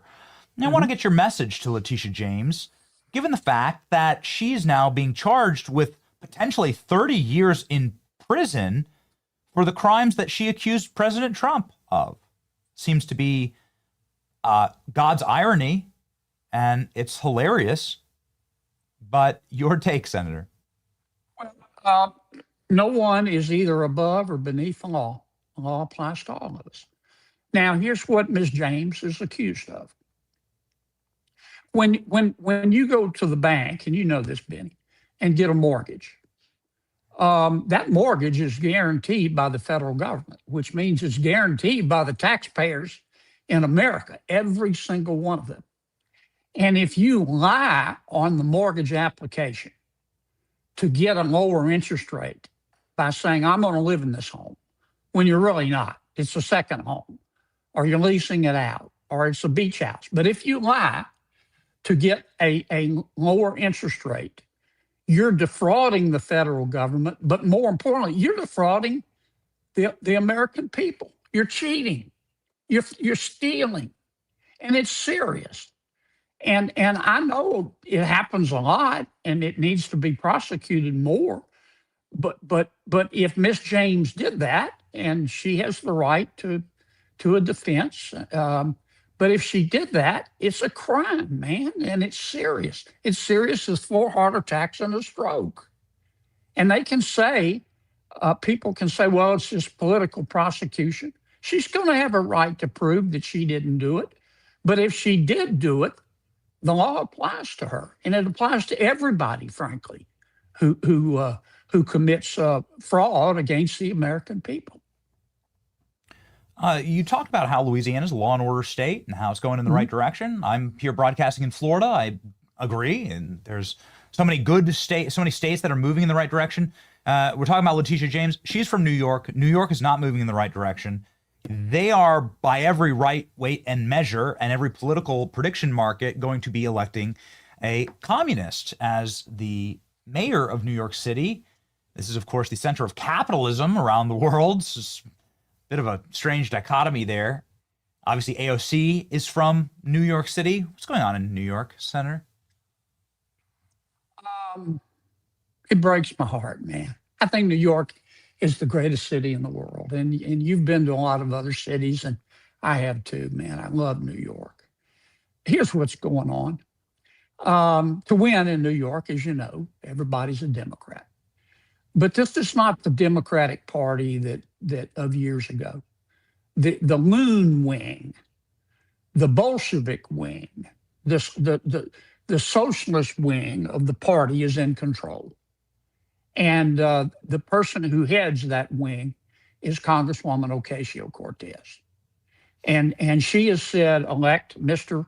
Mamdani, who is a proud socialist, who hates the Jewish people, who's promised to arrest Mr. Netanyahu if he ever steps foot in New York, who believes in free rent and free buses and free food and free kittens and free sex, and I don't know, he wants everything to be free. My experience has been that everything that's supposedly free, somebody else had to work for. But maybe he's living on a different planet than me. And it's because of the change in the Democratic Party. It's the reason we're in a lockdown. We're in a shutdown. We're in a shutdown for one reason. Senator Schumer, who I know well, and I don't hate anybody, I really don't. But I know Senator Schumer well. And he wants the loon wing of his party to love him because he's scared he's going to get beat in the next election. And they don't love him because Congresswoman Ocasio-Cortez has told them not to love him. And that's why he shut down government. Wow. And it's a total mess. And Chuck doesn't know what to do right now. He shut it down. He doesn't know what to do. He's walking around looking like a guy who lost his luggage. He doesn't have the slightest idea. But he has shut down the entire federal government. And we're not going to give in. He says he'll open it up if we give him $1.5 trillion, not billion, $1 trillion. Now, as I've said before, I'm not going to do that. My mama didn't raise a fool, and if she did, it was one of my brothers. And every one of my colleagues in the Senate agrees with me. So we're just going to stay shut down. I hate it, but it's up to Schumer, and it's really up to Ocasio-Cortez. This is one of the main promises of Zoran Mandami, AOC, and presumably, I guess, Chuck Schumer now, since he's from New York, lives in New York, so he'll be living under these policies right here. Here's his website, and we seem to be the only show that really focuses on this, but I think it's worth focusing on. And it says that the main policy, the main platform for Zoran Mandami is going to be taxing white people more in New York. He says it right there in black and white. It's time to tax whiter neighborhoods more. And not only is this patently illegal, obviously, and we've had Harmeet Dillon on to explain that, but also it's just blatantly racist. Is this what Chuck Schumer is shutting down the government for? Policies like this, Senator? He's shutting it down because he's scared to death of the loon wing of the party, illustrated by Mamdani, Mr. Mamdani, and Congresswoman Ocasio-Cortez. Look, these people, you bring up race, Benny. These people are obsessed with race. They're obsessed with it. The truth is, look, America is not perfect, but we're good. Like every other country in the history of civilization, America caught the disease of slavery. But we beat it back. And after we beat it back, we passed civil rights laws in 1866 and 1871 and 1875 and 1960, 1964, 1968, 1990, 1991. And the truth of the matter is, I know there are racists in America, but America's not a racist country. Most Americans don't think that much about race because they understand that souls have no color. To most Americans, I mean, most Americans think that, they think in practical terms. Hey, black, white, brown to a bear, we all taste like chicken, man. This is America. But these folks are obsessed with race, and they're obsessed with gender. And they think the American people are supportive. They think our kids ought to be able to change genders at recess. And somehow that's in the Constitution. I'm rather fond of the Constitution. I read it periodically. It doesn't say that. But you would have thought that after the last election, they would have learned something. Or at least they would have taken their meds or gone to therapy or put down the bong, but not so far. Now, as a politician, as a Republican, I guess I should be grateful. If I didn't know better, I'd think that Mamdani is a Republican plant. But it's bad. It's bad for New York, and it's bad for America. Yes, yes.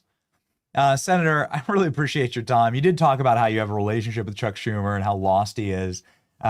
In closing here, I did want to just ask you, since you know him so well, what did he think about this sombrero meme? Like, what is he secretly like it? Is he secretly chuckling at this? Does he have a sense of humor? Or are they really that offended at this, Senator? I saw the meme. I knew immediately that it had come from President Trump. I think Chuck, look, and me say it again, Benny, I don't hate anybody. I look for grace wherever I can find it, man. And when I say my prayers, I ask God, don't let me hate. But Senator Schumer has been in Washington his entire life. And Chuck sees everything through a political lens. And when this came out, he may well have laughed, but then he immediately thought, how can I try to use this to my political advantage? And, it is what it is, I guess. I wish that people would talk less and more and less about memes and more and more about getting the government back open, because President Trump is ready to go. I talked to him the other day about it, but he's not going to give in on this, and he should. In Louisiana, I mean, you should take Chuck Schumer down to Louisiana. You should teach him how to grill an actual burger. I You should invited teach him how to Chuck do it. one time. I invited Chuck one time to come down to Louisiana, and I would take him duck hunting. And I said, Chuck, he said, well, something to the effect of, we don't have many guns. You know, I haven't been around guns. I said, Chuck, I'll take the gun and I'll explain it to you. The end with a hole in it is the dangerous part. Don't point that at yourself. But he hasn't accepted my invitation. Okay. You can tell him not to put the cheese on the raw hamburger when you're grilling it. This is like a bad idea. Yeah, that was, you know, that's one I'm sure he wished he'd had back. Okay. Well, ladies and gentlemen, a man who has witnessed a lot of stupid in Washington, D.C., and who's actually regaled us with many stories on this live, but also in his book, How to Test Negative for Stupid and Why Washington Never Will. It has a 5 out of 5 stars here on Amazon. It's an Amazon Charts bestseller, and it's John Kennedy's new book. You should pick up a copy today and follow, of course, the great senator on social media here on X, where he has 1.6 million subscribers. The legend, and what I would argue is the most honest man in the Senate. That's what we're going to call him. The great Senator John Kennedy. Thank you, Senator. Thank you, Benny. You're a total baller, man. Thanks, Benny. I'm putting that on a shirt. Dude. We're playing that on repeat. You're a rock star, man. Now, Davis is, I don't know. We'll have to debate Davis, but yeah, he wanted me to ask you about the spying, so I'm glad we did it. I listened to your interview. I'm gonna have to go to church twice now after listening to Davis. But I know Mike. I know Mike well. He's a wild man. That's right. You got to bring that holy water when Mike's on. You got to just make sure you're ready to go. That's right. It's always an exorcism with Mike. God, thank you for the palate cleanser, Senator. God bless you. Thank you so much. Godspeed.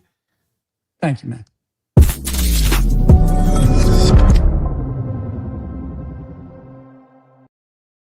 Ladies and gentlemen, a man who needs absolutely no introduction, Patrick Bet David, host of the PBD podcast and the president and CEO of Valuetainment, joins the show live right now.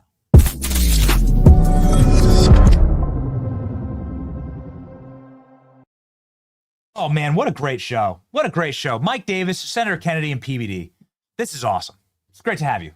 Benny, I thought we were doing this on Manect. That was the one thing we talked. You said you're going to do this on Manect, and why are we doing this on this? But anyways, I'll forgive you. Go ahead. I'm all in. We're doing it here because we want to be able to show you this live shot of someone who I know is near and dear to your heart, PBD, and that is the Attorney General of the state of New York, who is exiting the courthouse live right now. This perfect time. PBD, you always just kill it. The perfect timing. She's exiting the court, or hopefully soon to be exiting the court, after being charged with the same crimes that she accused Donald Trump of. She's facing 30 years in prison. You love the state of New York. What's going on in New York, PBD? I mean, listen, one thing's first, the movie. I can't wait for an Oliver Stone type to produce Trump's movie. I'm being very serious here. I want somebody like a very big name director to make that movie. And even if it's a 3-hour movie or one of these 12-episode shows, we would be glued to it, because there's never been a bigger story in the history of America for redemption than what he's been able to do. And then now the entire world moves to what he says, whether it's China stopping not doing a deal with Russia, the 2 buyers that they had, whether it's, everybody else was paying attention to what he says.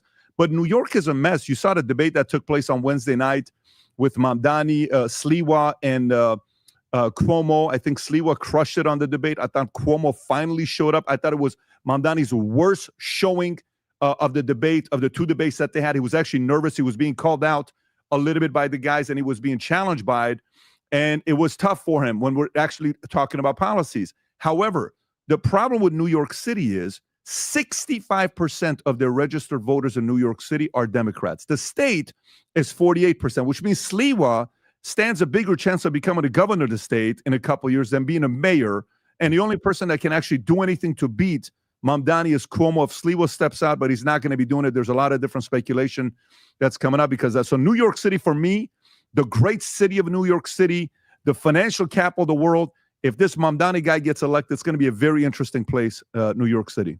What happens? What happens in the state of Florida? You've obviously built an empire here. I know that you have love of New York. You have ownership in the Yankees.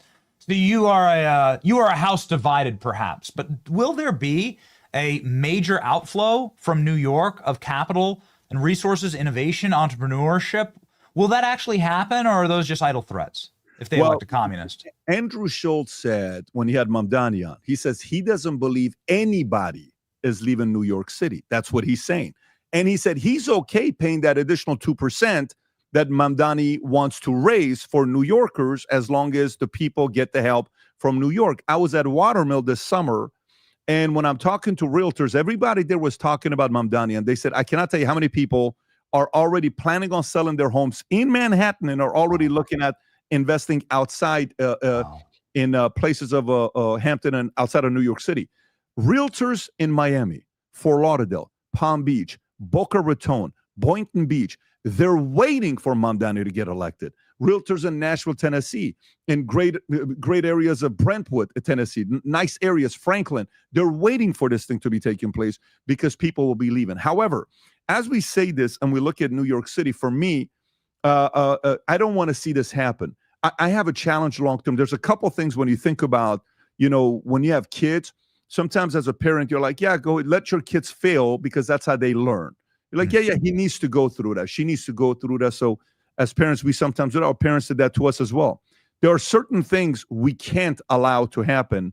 I think having people with different religious ideologies running for office, short-term won't be a problem. In 30 years, it's going to be a massive problem. Pew Research came out saying by 2070, Christians will no longer be the majority religion in America because of what's happening with them. And even though Muslims only have 4 million in America, I think that's the number that they're climbing much faster, and Christians are declining.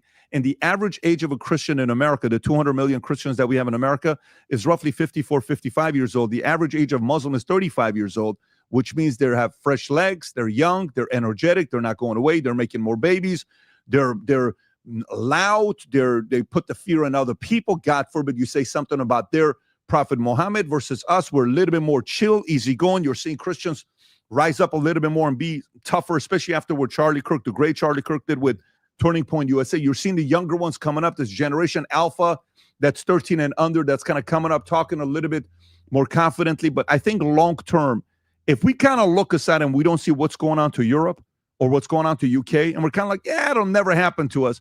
You may not be the beneficiaries of those negative policies and what happens to American politics, but your kids and grandkids will be. So as leaders, our job is to make sure we leave this country better for them than it was prior to us coming. That's our job. That's what we're supposed to do as leaders. I'm concerned New York City could be a case study for everything else. However, on the bright side of it, if Mamdani wins, if I was a betting man and I'm going to Poly Market or Kalshi and I'm betting on who becomes the governor, if Cuomo wins, I think the Democrats becomes governor of New York. But if Mamdani wins, I think Stefanik's percentage goes up 30% overnight. Wow. This is that's very interesting. So you're going to be able to see a shift. You're going to be able to see an action-reaction in this. And it's amazing that you brought this up because it's something that I wanted to ask you, PBD.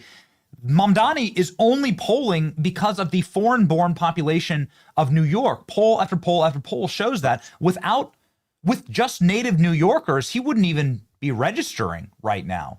Yet 25% of New Yorkers don't speak English. What is that exactly? Can you find other nations' capitals around the world where that's the case? What is wrong with America and assimilation? This I do not understand. And this seems to be something that is wholly and totally unique to the immigrant, to the mass migrant of today versus migrants of, let's say, the ancestors, back in the 1920s, 30s, famously Italian and Irish and so on, gangs in New York, Martin Scorsese, maybe Martin Scorsese for the Trump movie. I'm not sure. I don't know. But what I'm trying to say here is what's going on in New York? Like, here's the poll. We can just pop it up. Andrew Cuomo wins if it's just New Yorkers voting, but it's not New York anymore. New York is no longer New York. Well, if you think about the idea of them allowing 15 million illegal immigrants to come here, then you got to sit there and say, look, that was a pretty good strategy on what you guys were trying to do, because they can get their votes. And then if you can move them around to all over the country, maybe we can flip Texas. Maybe we can flip some of these places. Maybe we can do that. Having said that, there's two parts that I have. My one side that I'm overly paranoid with us being a little bit too tolerant with what's going on. We're being a little bit too tolerant with, if they want to pray 5 times, a day, and you hear the Islamic prayer in cities like Dearborn, and the citizens are like, listen, we don't want to hear these prayers. It's too loud. It's disrupting my entire life. Hey, listen, you guys do your thing. Mehdi Hassan comes out and says, if you guys want to do it, we should be able to do it too. And some Americans are like, I don't know what to say. Maybe they're right. They're going to play that game. So wait till you see how offensively Muslims, many of them, are going to play in America. Wait till you see the more and more and more influence they get in politics. They're going to press and go like this. And then all of a sudden, everybody that's campaigning is going to try to make them happy because they'll be walking on eggshells. The challenge with New York City is a perfect case study of tolerance. It's a perfect case study. Let's see what happens. But the arrogance of thinking people won't leave, they have a short memory. They don't remember what happened in 2020, 2021, 2022 during COVID, which 2 states lost $1 trillion of money under management. 2 states. One of them was California. $1 trillion of wealth left California, and the other one is New York. New York lost $1 trillion of wealth in California. When Cuomo was the governor, if you remember, Amazon, Jeff Bezos, wanted to bring 25,000 jobs at an average salary of $150,000. Yeah. De Blasio and AOC said, hell no, don't bring it here. Cuomo's like, what are you talking about? These are good jobs. No, if they bring it here, rent's going to go up, and we don't want those jobs here. Bezos like, you don't want me? No problem. I'll take these jobs elsewhere. You're going to get that and then some with Mamdani if he becomes mayor. Should we have a sharper acuity for assimilation when it comes to immigration in this country? It seems to be something that has been utterly and completely lost. And you talk about a Muslim majority community. I mean, you can see what's happened in Minneapolis. I'm from the Midwest, man, and Minneapolis just ain't Minneapolis anymore. And there have been it's now one of the most crime-ridden hellscapes. This used to be one of the cleanest, most pristine cities, and nobody would ever dream of Minneapolis being someplace that's dangerous or scary. But now it's just become something that is unrecognizable from when I was growing up. Well, the good news is if there is a president brave enough to touch this subject, it's the one we currently have right now. I don't think we have anybody else that would be willing to touch that subject except for him, if there is one. And if there's ever been a time to do it, it's him right now because it's a second term. You can be a lot more aggressive on your second term than your first term. You see, the challenge here, Benny, is when we allow people who come here who hate America, who hate this country, who hate what we stand for, who hate the values that we have, who hate and bitch and whine about everything that we got going on. But when you have that level of hate, what the hell are you doing here? Why don't you go back to Pakistan? Why don't you go back to the country that you so love so much more than you do America? Go back to Afghanistan. Go back to the countries that you're at. But if you come to America, you best love this place. The day we landed in America, November 28, 1990, I was the happiest young boy alive. I was 12 years old. I was looking for Rocky in the airport. I was looking for Gremlins. I was looking for, Drago to see maybe they're still shooting another movie here. I was looking for all these guys when I came down here to the States. We were so grateful to be here. I served the U.S. Army. I went to the 101st Airborne Division. I got out. I felt like I owed America. It's my responsibility to give to this great country that allowed me to become who I am. I may be born in Iran, but I'm made in America. And I think we need more of that expectation on people that are coming here. Back in the days, if you wanted to come to America, it's like, what are you going to do for America? What are you going to bring here? What skill sets are you going to bring? What are you going to create? What are you going to develop? How are you going to make this place a better place? Now it's like, just leave it open. Come on in. And I think Bernie Sanders yesterday or 2 days ago on Tim Dillon talked about, we have to have a strong border, and Trump did a better job on the border. We messed up on the border side. Biden should have done a better job. Now you say that? Now you say that with 50 million people here? So I think the assimilation that's taken place, you have to hold them accountable to proving that you love America, or else go back home. If you want to enunciate your citizenship, it's a few $1,000s. You don't want to be here? One-way ticket. Sign off. You will never be a citizen here ever again. You're giving up your right to ever be a citizen in America if you hate it here. I would love to see that offer being made from the top. I literally would love to see, for not illegal immigrants. Illegal immigrants, deport them, do what you're doing according to the way that they're doing it. But think about some legal Americans that we have. What would happen tomorrow if the president came out and said, we are willing to pay $5,000 to anybody that wants to enunciate their citizenship in America if you hate it, and we'll pay you a one-way ticket to leave this country. We'll give you another $10,000. I would love to get rid of people that live here who are legals who hate America. Let's legally enunciate your citizenship and leave this place. If this place is so bad, go to a different place. Completely based. By the way, just a word of advice, PBD, if you are looking for gremlins, then you should go to a No Kings rally and look at the women. I can show you where actual literal gremlins live and exist. Beautiful.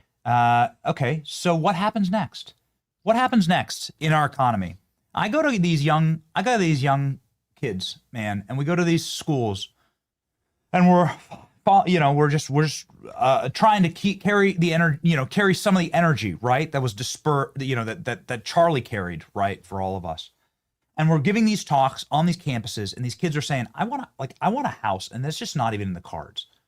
I can't even think about owning a home. And I'm going to take that as like a major issue for me. I'm going to carry that forward, PBD.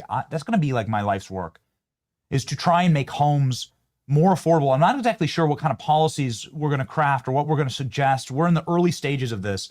But since you are such a sharp business mind, and since you care so very much about young people and the American dream, you can't start a family in a one-room apartment. When you rent your entire life, you become kind of a nihilist, and you don't actually have ownership of the land and the property, and our forefathers understood this. Buying a home, picket fence, having a yard, like having a place for your dog to run around, your kids to have a swing set, that's so out of reach for young people right now, and that seems like such a curse that has been leveled by both parties on the young. How do we fix that, PBD? It's a great question, and I'm glad you're on that mission. It's a very important mission. For the last 25, 26 years, I've been in the financial space. I started off with Morgan Stanley Dean Witter, day before 9/11. I got my Series 7, 66, 31, 26 life and health. I've sold stocks, bonds, mutual funds, options, insurance, variable annuities, you name it. And I've been doing needs analysis on clients for many, many years. And when you look at today's times and you hear the younger generation talking about, hey, when you try to buy a house, baby boomers, it was 2.5 times your salary to buy a house. Today, if you want to buy a house, it's 8.5 times your salary. How do you want me to buy a house? On top of that, you guys were developing 2-bedroom places and 3-bedroom places. Nowadays, developers have no incentive to build a 2 or 3 bedrooms. All they're building is 4 bedrooms. 3 bedrooms have gone like this. 4 bedrooms have gone like this. Well, a new starter home, I don't need 4 bedrooms. I don't need to spend that much money. But developers are also in a pinch because to them, they're sitting there saying price of everything has gone up since 2010 till today. I believe the price of concrete has gone up 150%. So that's going up. They're trying to build. There is not an incentive. Companies like BlackRock are buying all these buildings, and we're shifting towards more a renting space where some people are just maybe even giving up. Why would I even want to buy a house right now? I can't even afford to buy a house. How do I do it? And they're right. The younger generation is in the right of what they're going through. And on top of this, you have to also consider what is happening right now with AI and the speed of things disrupting is going to be very quickly. Overnight, Google stock drops 2.9%. Why? Because ChatGPT launches something called Atlas. If you put ChatGPT's Google called Atlas next to Google's search engine, just search something together. Why would you ever go to Google? If you look at the two together, why would you ever go to Google? Google's sitting there. You had a couple years to get your part right with Gemini and combine it together. You didn't. And by the way, 60% nearly of Google's revenue comes from just ads from their search engines. They're about to lose that market share to ChatGPT, to Atlas. So speed of disruption is super fast. Back in the days, newspapers will be disrupted. You had about a 10-year to prepare for it, 15 years. Radio, you had preparation. Social media, preparation. Today, it's just going quickly. So some of it's going to be very nasty. To the young kids that were watching, the reality of it is the following. When I was younger and I'm coming up and my parents got a divorce and had nothing going on, I don't have a 4-year degree. I don't have a 2-year degree. I'm in the Army. I'm getting out of the Army thinking what I'm going to be doing. We have to redefine what the American dream is. What is the American dream? The American dream to me is the word equity. And I don't mean equity like, ESG equity. I mean equity as in equity could be in a home. Equity could be in cryptocurrency. Equity could be in stocks. Equity could be for a company you work for that's shared some equity with you that's building valuation for you. Don't think one-dimensional that equity only equals me having a home. I sit down and I talk to guys, and when I worked at a previous insurance company, I told them I had a meeting with them. I wrote a long 16-page email, and I said, look, I want to know what I need to do one day to be the CEO of the company, and I want to own equity in this company. And they're like, that's not going to happen. I'm like, okay, cool. 6 months later, I left and started my own insurance company, and we grew it, and eventually we sold it for $250 million. And when we sold it, 450 of my employees and insurance agents had equity in the company.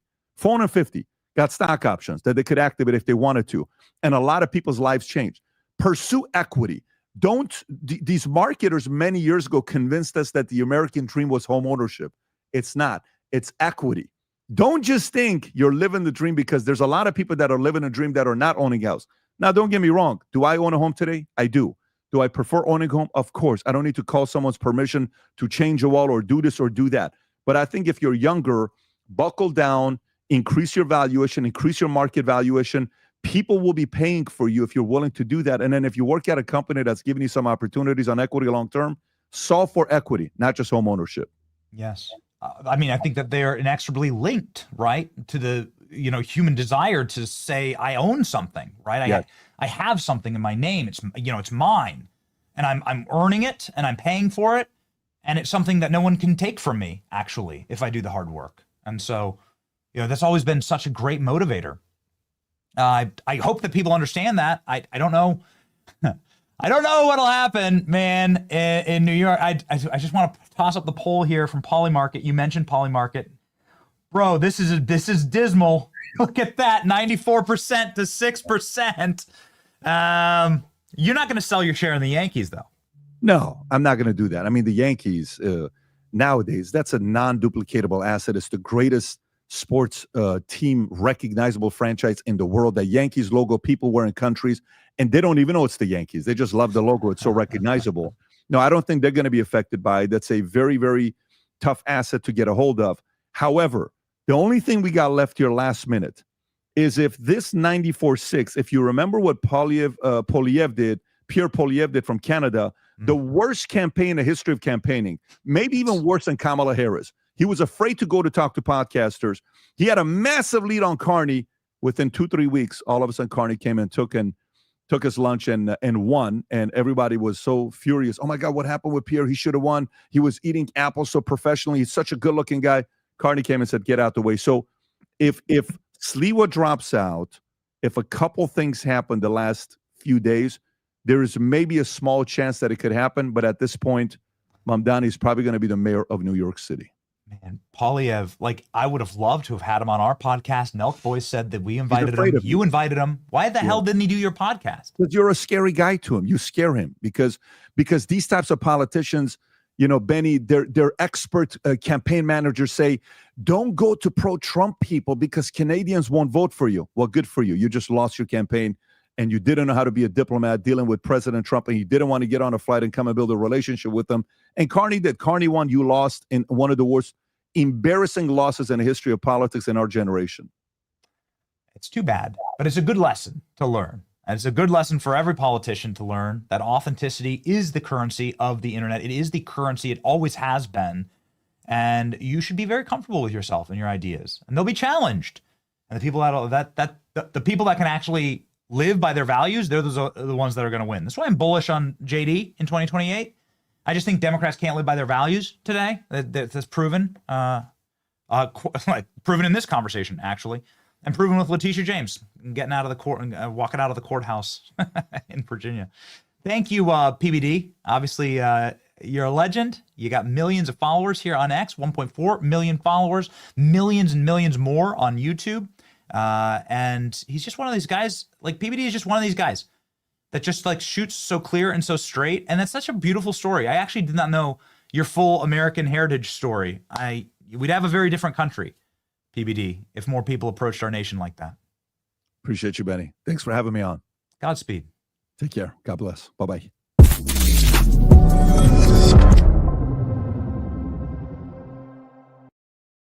Ladies and gentlemen, somebody who won't be sleeping nicely tonight is Letitia James. She has just exited the courthouse. We are going to be going to that courthouse conversation. We just paused it for just a moment. It was live just seconds ago, and we'll have it for you here. Helix Sleep helps me sleep every single night. It is not only the mattress that my wife and I choose, it is the mattress for our children.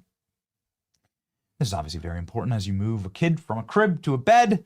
And this is my big Helix Sleep story. We were nervous about this. You know, our 3-year-old loved her crib and didn't want to leave until we got a Helix Sleep mattress. It's just an excellent and comfortable mattress. It's designed for you, whether you have night sweats, back pain, motion transfer. Helix Sleep has solved these issues, and you will have the best night's sleep of your life, I assure you. Go to helixsleep.com/Benny for 20% off site-wide. That's helixsleep.com/Benny for 20% off site-wide. Make sure you enter our show name at checkout so that they know that we sent you. helixsleep.com/Benny.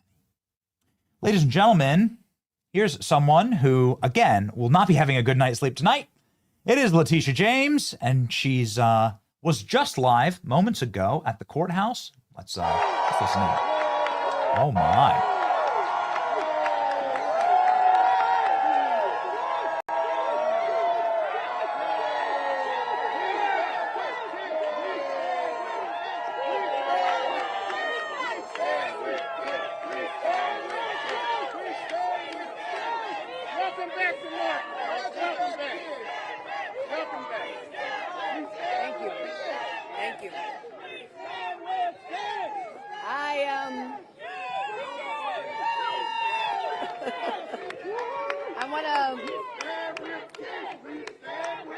I want to thank all of you. I want to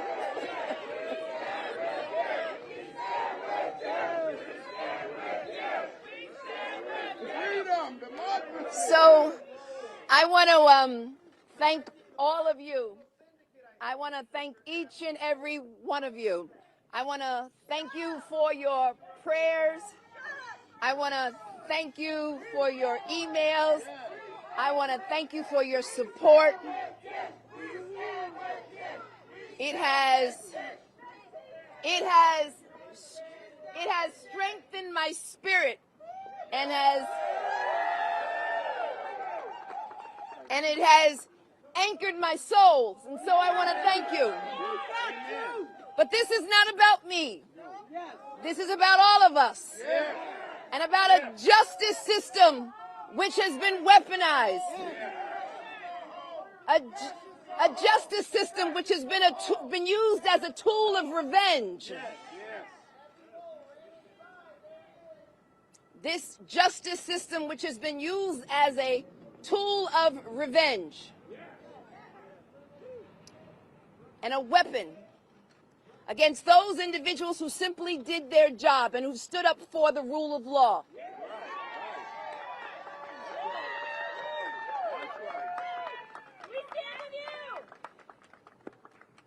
And a justice system which unfortunately is nothing being used as a vehicle of retribution. But my faith is strong. And my faith is, I have this belief in the justice system, in the rule of law, and I have a belief in America and all of its individuals who have stood with me, not only in New York, but all across this nation. I've heard from just about every jurisdiction in this nation who have said, stand up and be tall. And never, ever cow down or back down or break or bend. So there's no fear today. No fear. No fear. No fear. No fear. Because I believe that justice will rain down like water and righteousness like a mighty stream. And I'm here to say that my work and my job and all that I do, all throughout my public career, I've stood up for the rights of New Yorkers and Americans, and I will not be deterred. And I will not be deterred. I will not be distracted. I will do my job each and every day, and that's why I'm headed back to New York, because there's work to be done standing up for the rule of law. God bless you and thank you all, and I appreciate you.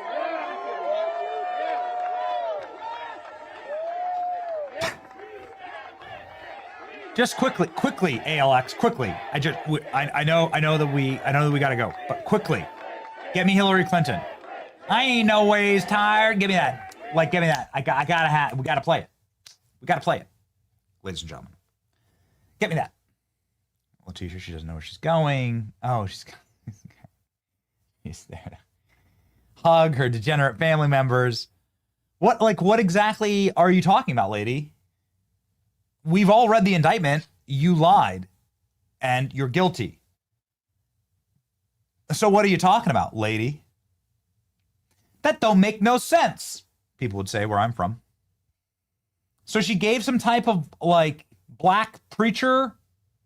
This, by the way, wow, that is really something. Show him this one. I'm sorry that I have to, but show him this one, Klein. Goodness gracious. Show him that one. Wow. Holy smokes. It's just a...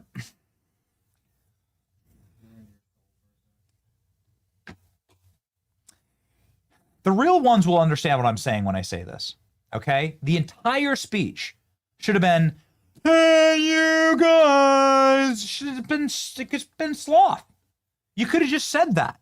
And people would have been, it would have been heartwarming, right? People would have said, oh, man, I remember the Goonies. Okay, and we all felt bad for sloth. And, this is nobody... Exactly. Go back and forth between. Tell me I'm wrong. Tell me I'm wrong. I dare you. I double dog dare you. Tell me I'm wrong. Hey, you guys. Give her a Snickers. Give her a Reese's Pieces. Hey, you guys. That's what she should have said. And people would have felt nostalgic about it. They would have said, wow, there's less makeup on sloth, but that's fine. And they would have said, well, you know what? Maybe we should just let her go, right? Maybe we should get... It keeps getting worse. It's not getting better. Oh, these are real screenshots. Whatever, Unfortunately, she didn't take that tact. She took the Hillary Clinton, I'm losing to Barack Obama tact.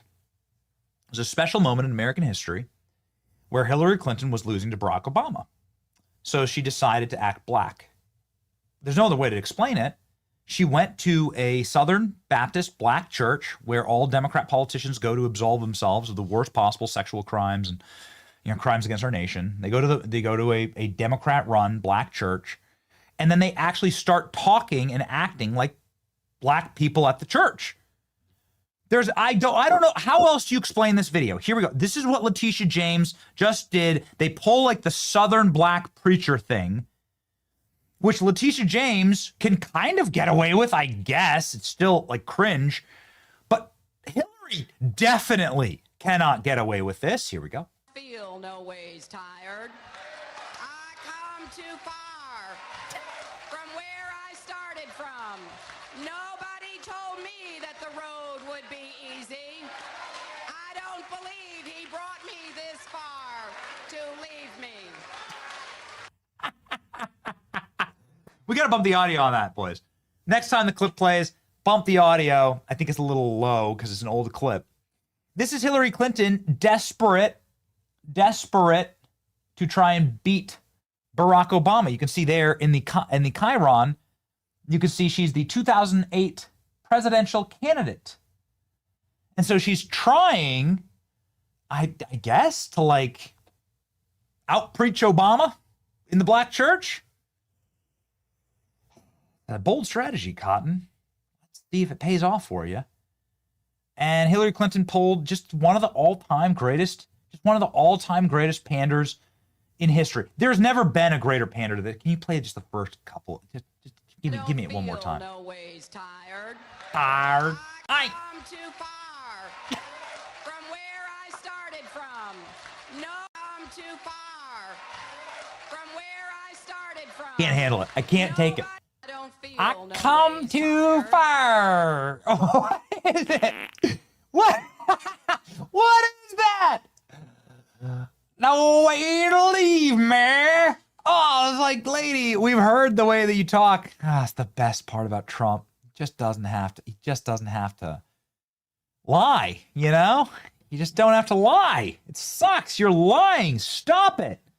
I talk the way I talk. It's where I was raised. You talk the way you talk. It's like everyone, you know, ALX, just a bit of Massachusetts accent. Boy, talk to the amazing Ashley on our team. You will get straight Philly. Like, it's just the way that you talk. It's the way that people talk. It's fine. It's fine. Jerry doesn't even speak. Jerry communicates in memes. It's like he has like a neural link. It's just a meme, you know? That's all Jerry does. Why do you lie? Why do you have to lie? And all Democrats do this. Like AOC does this. Like it's Jasmine Crockett, I'm a girl Obama. from the Bronx. I'm a girl from the Bronx. That's right. Is that a sound effect we have? That's amazing. I'm a girl from the Bronx. I'm a girl from the Bronx. We gotta play that more often. Okay, all right. We're gonna go through all the sound effects for the show, ladies and gentlemen. We have a sound effect actually. Can we ka-ching? Can we do the ka-ching sound effect? Ding! Shopify, baby. Shopify, the holiday season is coming up. You know, we're getting our Shopify set and ready. This is probably the right time to announce that the Benny Christmas store is back. We're going to have some incredible Christmas items, one of a kind, made right here, right in my hometown, right here in Florida by veterans. And they're going to be amazing. We sold out of all of our Christmas ornaments last year, and we are going to hit the holidays, and we're going to do it 100% at cost. We don't want to make a dime out of this. We want to be able to deck your halls. We're going to use Shopify to do it. Wait till you see what happens next, baby. Wait till you see what happens next. It's going to be amazing. The Christmas store launching. It's not even Halloween yet. We still have a week to Halloween, so we're not going to launch it then, but soon after that. We use Shopify in order to power the store. We use Shopify in order to power the not only back end of the store, but also the marketing of the store. Writing the descriptions, they got AI that's been woven in. It's a thing of beauty, man. And Shopify obviously helped us get up and going last year and get 50,000 ornaments out the door. Wait till you see the new stuff this year. You're gonna love it. You're gonna absolutely love it. Livs are gonna cry, and it's amazing. Shopify also has 24/7 around-the-clock support that has helped us out.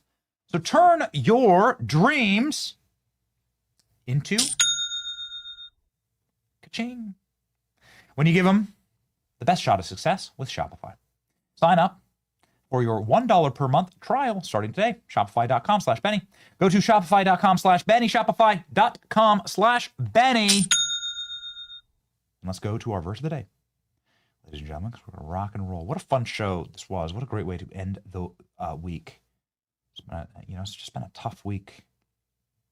They're all tough weeks, right? We're just fighting the commies. Okay? Just fighting the commies. Salt and light, ladies and gentlemen. Our verse of the day from Amos. Nice. Let justice roll on like a river, righteousness like a never-failing stream. I will not disgrace our verse of the day by reading it like Hillary Clinton. I won't do it. But I'm sure you can hear it in your head. I know he's tired. I come too far. Won't do it. Let justice roll on like a river, righteousness like a never-failing stream. A perfect verse for today. We've been seeing justice in our time. That is the role, actually, of a properly constituted and godly government. And ladies and gentlemen, that is what we have in this nation. This, the greatest nation on earth. I hope you have an amazing weekend. It's your boy, Benny. In the end, we win. See ya. Not as smart as I did. Krans in the border. Look out for PBD. It's time for law and order.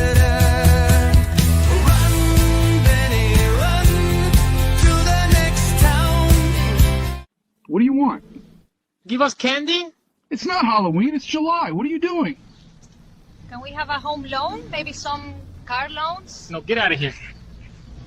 The thing about tariffs is that they come and go. And neighbors also come and go too. But the Donald will be president forever. So your neighbor will complain, and that's when you add more tariffs, which makes them cry more. It do be like that, Mr. Carney. The biggest ships in the sea, all owned by the oldest kings. And their dying legacy, media deal reads. Soon will the penny show come to mind. The salt from lives for fun. Leave the gold and bring the gun. We sail for number one.